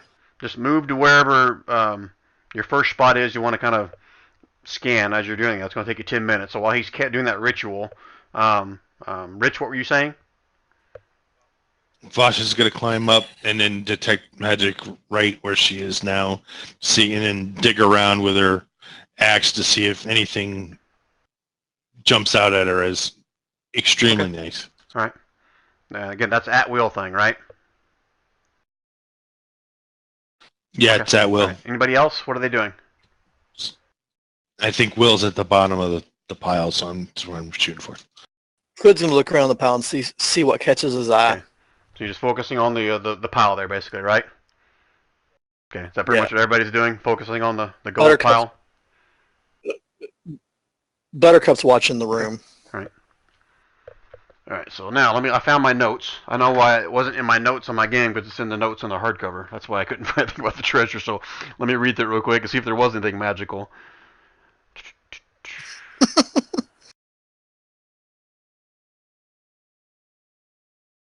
Well, first off, there's just a shitload of gold coins here. Where does it give me the total? Well, come on, damn it. Give me a total. Each air elemental had 2,500 gold pieces swirling inside of it. So there's at least, 4 elementals? So 10,000 gold pieces just from the whirlwinds.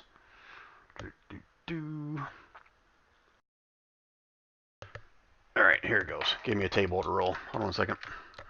Let's see how much you guys get.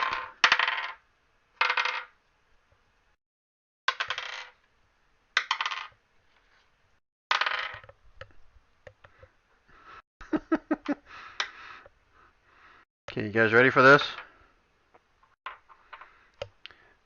18,000 gold pieces. 650 silver pieces. And 192,000 copper pieces. And various, call it 80 gems with an average value of 400 gold pieces. So hopefully someone was writing that down because I did not. Oh, good. Put it in the chat. Thank you, Twig. You didn't mention platinum, though. Oh, yes. I didn't roll on that table yet. Thank you. Unless somebody has a portable change machine, we can put all the copper, silver, and gold and just come out 247 platinum pieces. I'm still reading. I'm making sure there wasn't anything magical. I'm not seeing anything yet.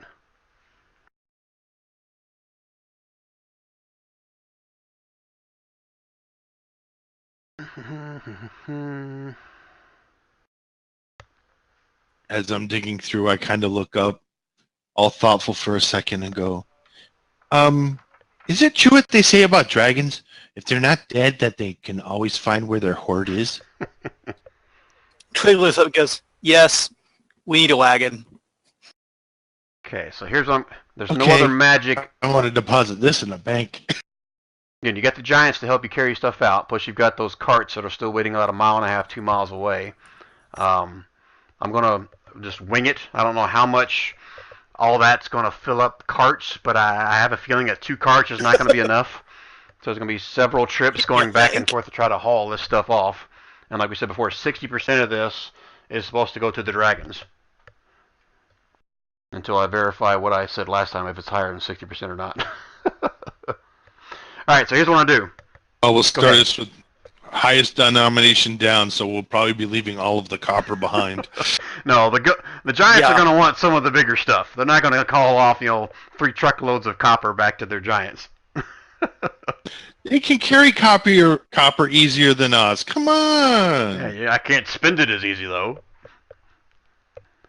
All right, so well, you can melt go it. Ahead. So you can melt it in one big glob. Yeah, that's possible if you got find a forge. Yep. All right, so what are you guys doing here? Are you going to spend your time just kind of collecting all this gold, or are you doing anything else in here? What are you doing? I'm still searching. How are you searching? With detect magic? Yep. Okay. Detect magic and also visually. Okay. So here's what I want. Over the next 10, 15 minutes, the detect magic finally fades away from, well, you can just cast it at will, so it doesn't really matter. So here's what I'm going to say. You guys cast detect magic all over this cavern within this area here, and you don't get a tinkling, a twinkling, nothing of any kind of magical in here. But here's what I do want. I want... do any of you have... Okay, the Ranger Twig, you had some kind of a background with dragons, correct? Does anyone else have anything to do with dragons in their backstory or family history or anything like that? Yep. No. Tolman, no. Okay. Yep. I kind of figured Veli would as well. So I want Veli and Twig to give me a history check with advantage.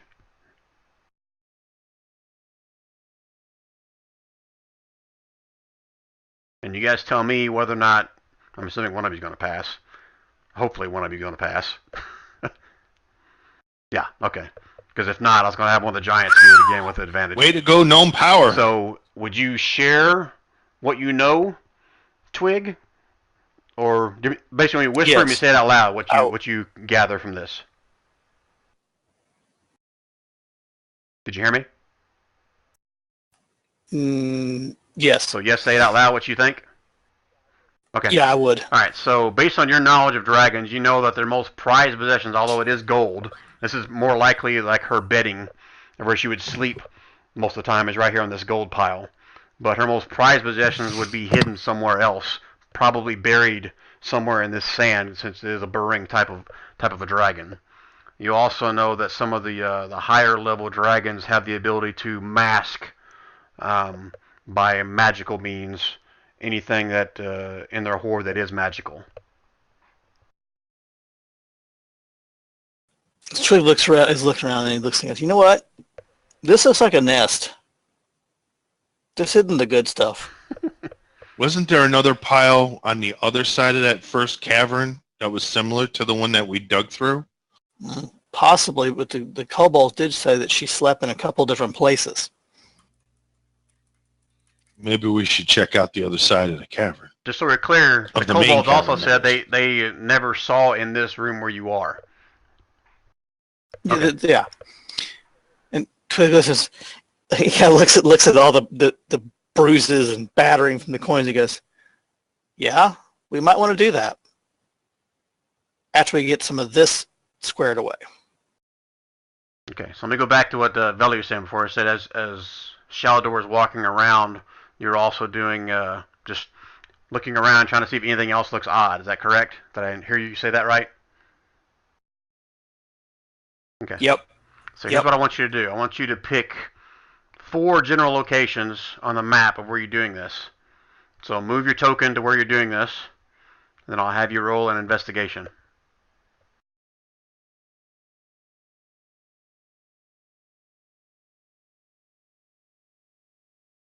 And just let me know when you're in a spot. Boy, it's hard to see without the. I don't know what the room looks like. All right, let me do this. Let me drop a torch in here just for right now, and light it up so you guys can see. You don't have to go down that corridor. Just don't even worry about that corridor right now. 1 second, I'm gonna put a lot of light in this room so all players see light. Let's make this 500 feet in diameter. Bam. Let's copy that one over to here. And stick one right here. And let's put one back over here. There you go. So I'm assuming over the course of this time, you're going to walk around and pretty much see every area in here. So that pretty much shows you the entire room, correct? Yep. All right. So you picked a spot of where you're going to do this investigation roll.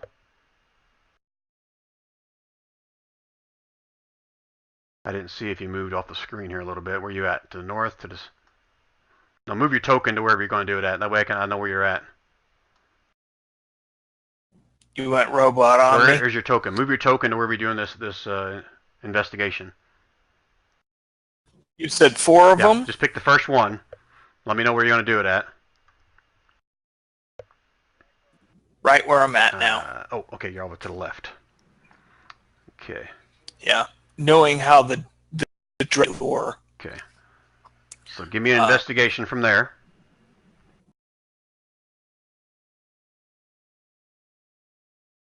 You said investigation?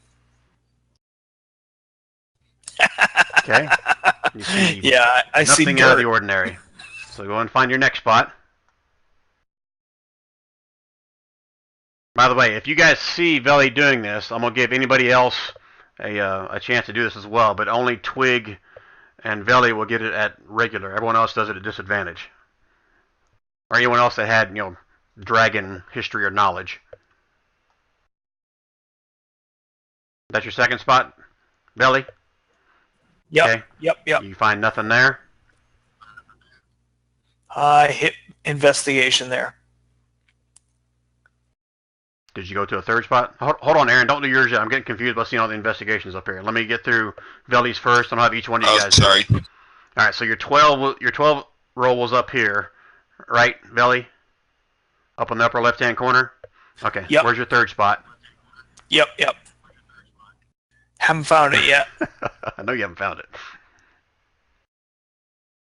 Just move your token wherever it's going to be, and then roll a history. All right. And then ping, because I didn't see you move. Oh, you're way up in the north east corner? Okay, nothing up there, Veli. One more spot.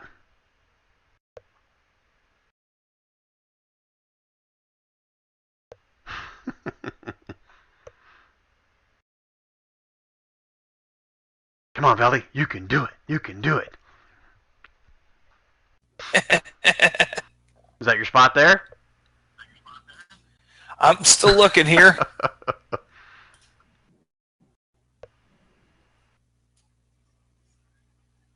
Is this sandy up where I'm at? That's another sand hill, yes.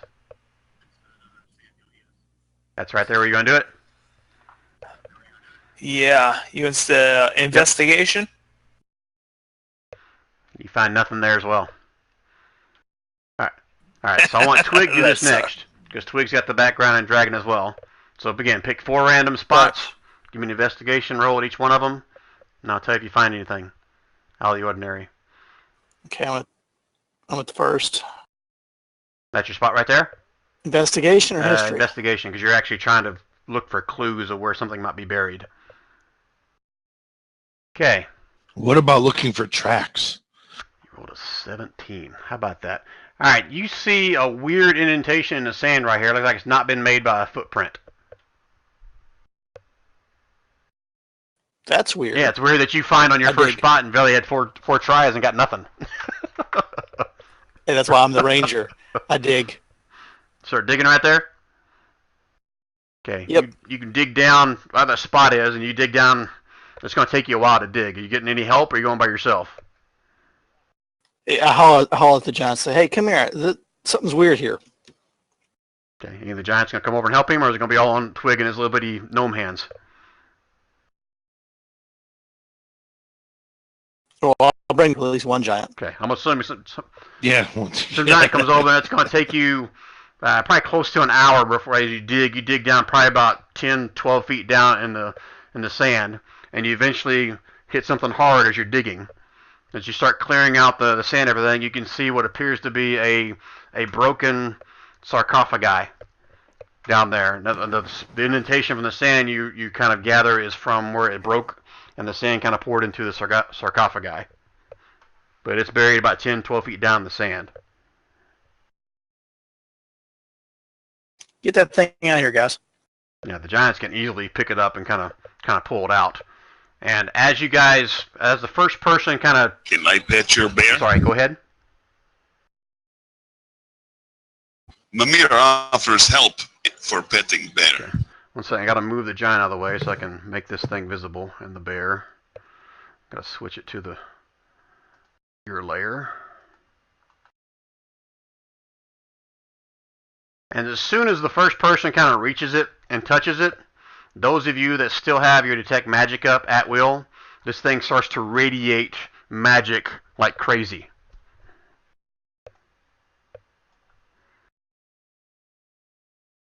So you guys pull it out.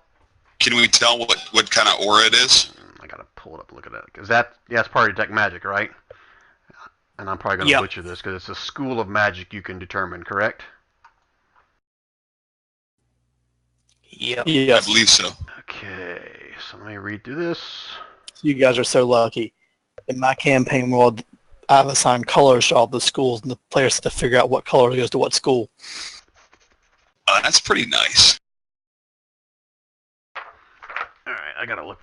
It's a pain in the butt on my end, though. I gotta make sure I put it in the notes. Yeah, like right now I'm trying to see what school this might be. But like an idea of a sample spell I can look at. Just 1 second, gotta find it. I think it's divination. That's what we're gonna go with, divination. The bottom line is there's something magical inside there.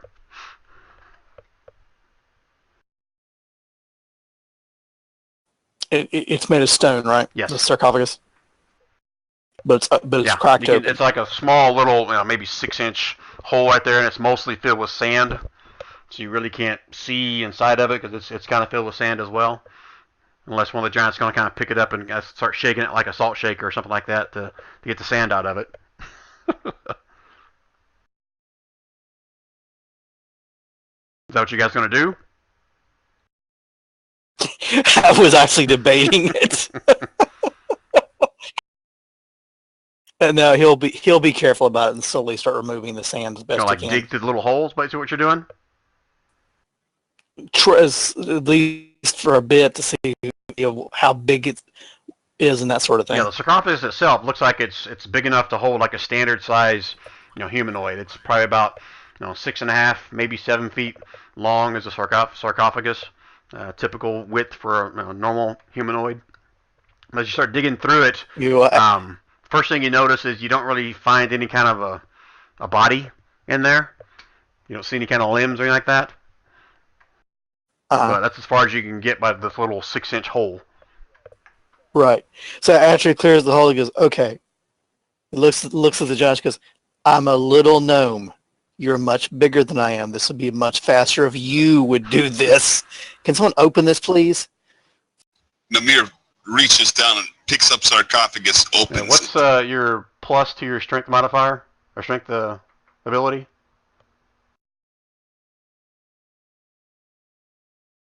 Plus 9. Possibility you can fail. Give me a strength. Oh, you just rolled it. Yeah, easily just kind of picks it up, click, opens it up. Okay, it's still kind of filled with sand a little bit. You can probably dig around there. You can see some kind of a handle kind of sticking out from part of the sand.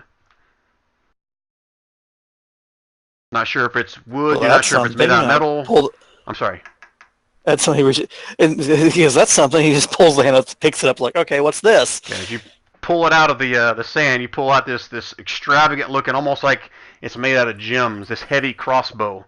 almost like it's made from pure gems. No, there's not a piece of wood on it. Some very fine-looking metal. Looks like it's never even rusted. Looks like it's in pristine shape. But it's a very fine-looking heavy crossbow. What else is in the Sam kitty litter box? Are you digging through it? Is he dumping it? What's he doing?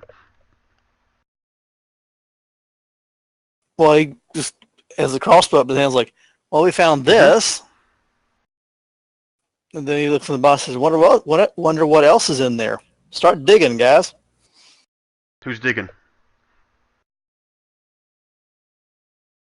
Ramir's digging. Vasha will dig. I just said it to make you guys nervous. There's nothing to worry about. You dig through and you also find this this little, I'm not sure if it's a wand, not sure if it's a rod, but it's got some very elaborate rune designs on it.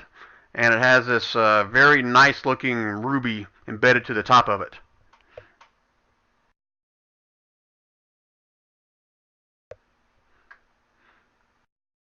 And finish digging through the rest of the sarcophagi, and you don't really find anything else in there of any value.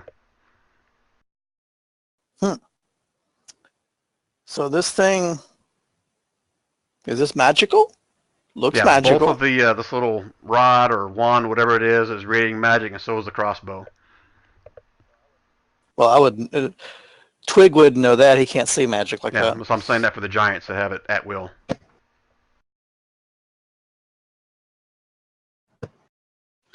Out of character, do any of the giants take particular interest in this stuff? Is this stuff that they want, or are they more interested in the coinage? As long as they get 60% of the hoard or the value of the hoard, they're okay with that.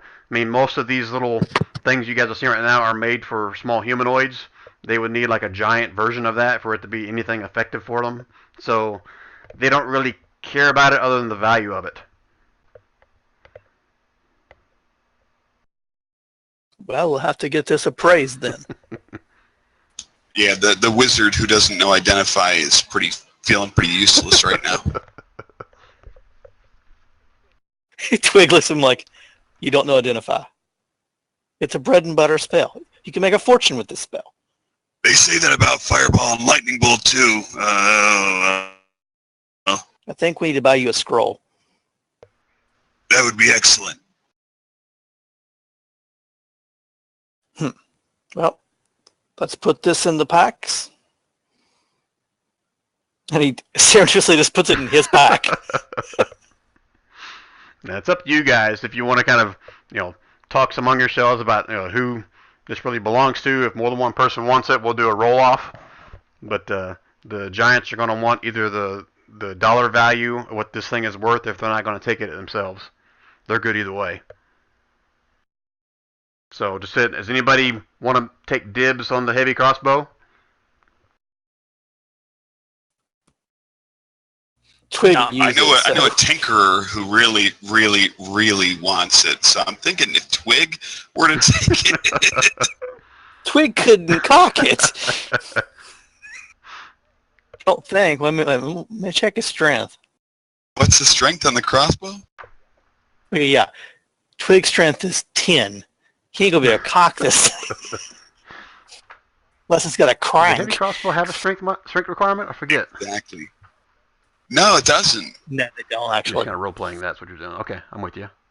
Yeah, there's just no way. He's gonna be able to It's use a heavy crossbow. Yeah, a gnome would It have weighs a 18 problem. pounds. I'm sure the gnome weighs 40 pounds. Exactly. Unwieldy disadvantage to all attacks. So if nobody wants it, then we can just do a random roll-off and we'll take it from there. Or you can give it to the giants. It's up to you. Yeah, let's give it to the giants as part of their portion. Oh, now, one thing I want to make sure I don't forget about is the ones that participated in part of this this miniseries. So that is Sylvia or Bram was part of this. So was Hilton. He's eventually going to come back. And Corn, was he ever part of this, guys? You guys that have been in this miniseries with me? I think he's missed every single session of this miniseries. I don't remember. No, him. I think that's normally why you would do the miniseries if you're missing Corn and two other people. Yeah, and Corn wouldn't even use the crossbow anyway. So if you guys don't want it, I'm going to at least throw it out there to, I guess, Kev who plays Sylvia and Bram, and I'll throw out there to Hilton, who plays Boo Boo, and someone else as well, since he's been in this campaign. Give them a chance. And if they don't want it, then we'll assume that you guys give it to Giant, and that'll be part of their cut. Okay. What about the rod or wand? Aaron's like interested, but he doesn't know what it is yet. So 2 people were interested? Is that correct? Veli and yeah. Okay. Trying to think, is there any other magic users we've had that aren't here? Again, Bram was a cleric. He probably wouldn't want it, and neither would Boo Boo as a cleric. So neither one of them would, I'd say. All right. So here's what I do. I'm just gonna cut through the chase, assuming you guys will eventually get back somewhere. It'll be identified. This is a rod of absorption. It is very rare. Let me just put it in the chat for you guys. Make it easier for me trying to read this thing. I'll read it anyway, but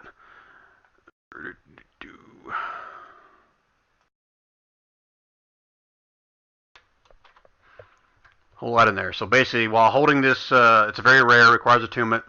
While holding this rod, you can use your reaction to absorb a spell that is targeting only you, and not with an area effect. The absorb spell effect is cancelled, and the spell's energy, not the spell itself, is stored in the rod. The energy has the same level as the spell when it was cast. The rod can absorb and store up to 50 mana points of energy over the course of its existence.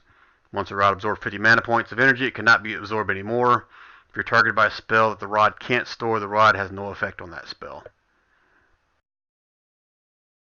Okay? And some more stuff in there. So now that you guys know what it wants, do both of you guys still potentially want it? Veli and Aaron? Yeah, Aaron definitely. That's something right up his wheelhouse, where he's already run out of mana points. This battle so far, this one-off. And Veli, you also want it? If you do, let's do a roll-off. I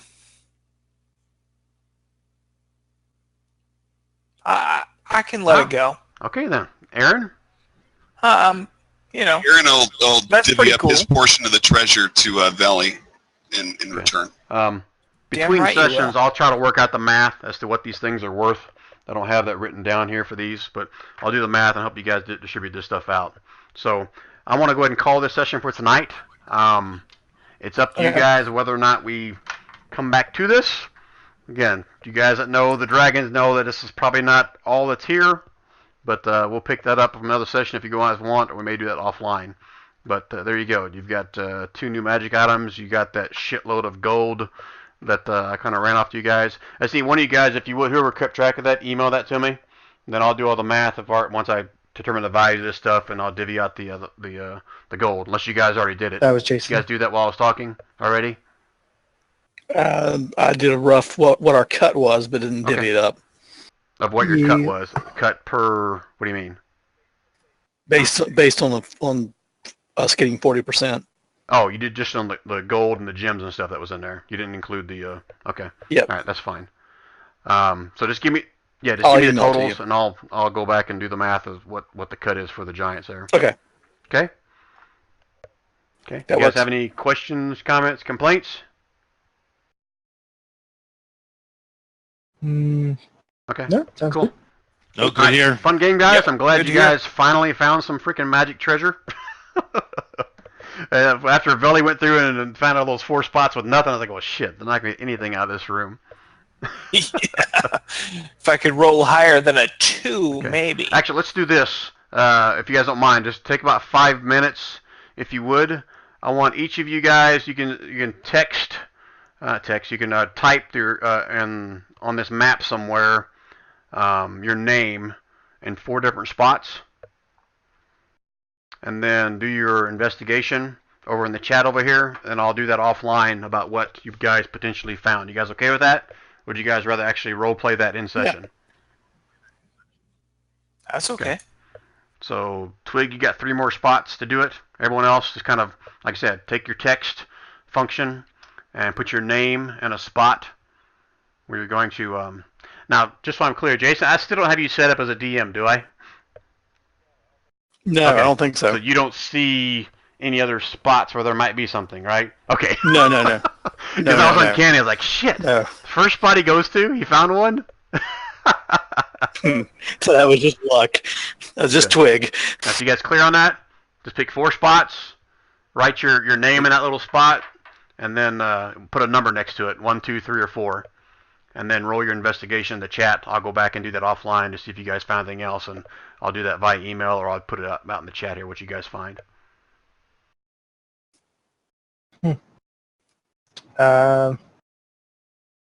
Put it where though? I'm sorry? Like, Put it where? let me show you for example. So if it was me, you know the little tower on the left side, got the little paintbrush thing. If you hover over that and then go down to text, and I go somewhere on the screen over here, like right here, and I'm going to put, well, where'd my thing go? It just disappeared. There it is. I don't see anything. It's really small. And if we travel and choose, can we assist? I still don't see anything. I just put my name right there. You see it? Where? You see me pinging? Okay. You can see where I've written Twig. Yeah, I can see some names up here. Someone's already wrote.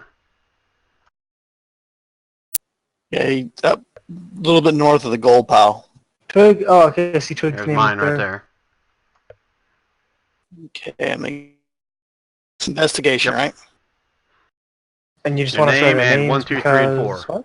Well, for Twig, it's going to be 2, 3, and 4 because he did his first one down there. And then we'll see if you guys find anything else. You guys cool with that? Yeah, absolutely. Yep.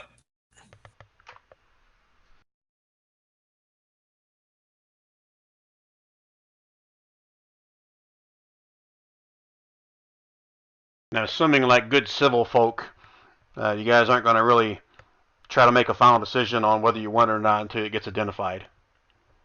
So once you guys find stuff, I'll put it out there. I'll assume you guys identify it, then you guys can decide if or what you guys want to potentially salvage. Yeah, I ain't finding much. I can tell you that right now. You never know. You got luck on your first shot. Just so we're clear, as long as you're within roughly 5 feet of where something may be, then I rule that you can find it. And you guys understand the whole magic thing? What happened with the dragon? I can kind of tell you out of character now. There's this dragon had the capability of doing, I forget the spell's called sequester. Where's it at? It's in the book here. Basically, it's a way to shield any kind of divination magic for detect magic to find anything. So that's their way of really hiding something that's magical. And once something actually touches or comes in contact with that thing that's had that ward on it, then it dissipates. That's why as soon as someone found that sarcophagus, it started radiating magic immediately. Because the sequester spell kind of dispels once someone touches it. Does that make sense? Okay. Yep. Alright, so if nothing else, good game, guys. Appreciate you guys sticking with me for 3 hours and 45 minutes. That was a fun game. I'll send out an email to everybody, but I'm contemplating go ahead and trying to run the campaign session next week. And then start again every 2 weeks after that, since we just had a couple that were out, and then Rich decided that he was going to make it tonight, so I didn't want to switch gears twice on you guys, but I'm going to try next week to get back into the main campaign. Okay? All right. Okay. So I'll really have to have an idea what I'm doing. Alright, cool. Yeah, give you guys more on your Sounds backstory good. and how all you gnome guys potentially know each other before you meet the other group, but that's fine. We can work on that. Alright, so thanks again, guys. I'm going to stop the recording. You guys can finish kind of investigating in here. If you want to stick around, I'll walk you through it. If you got to go, that's perfectly fine.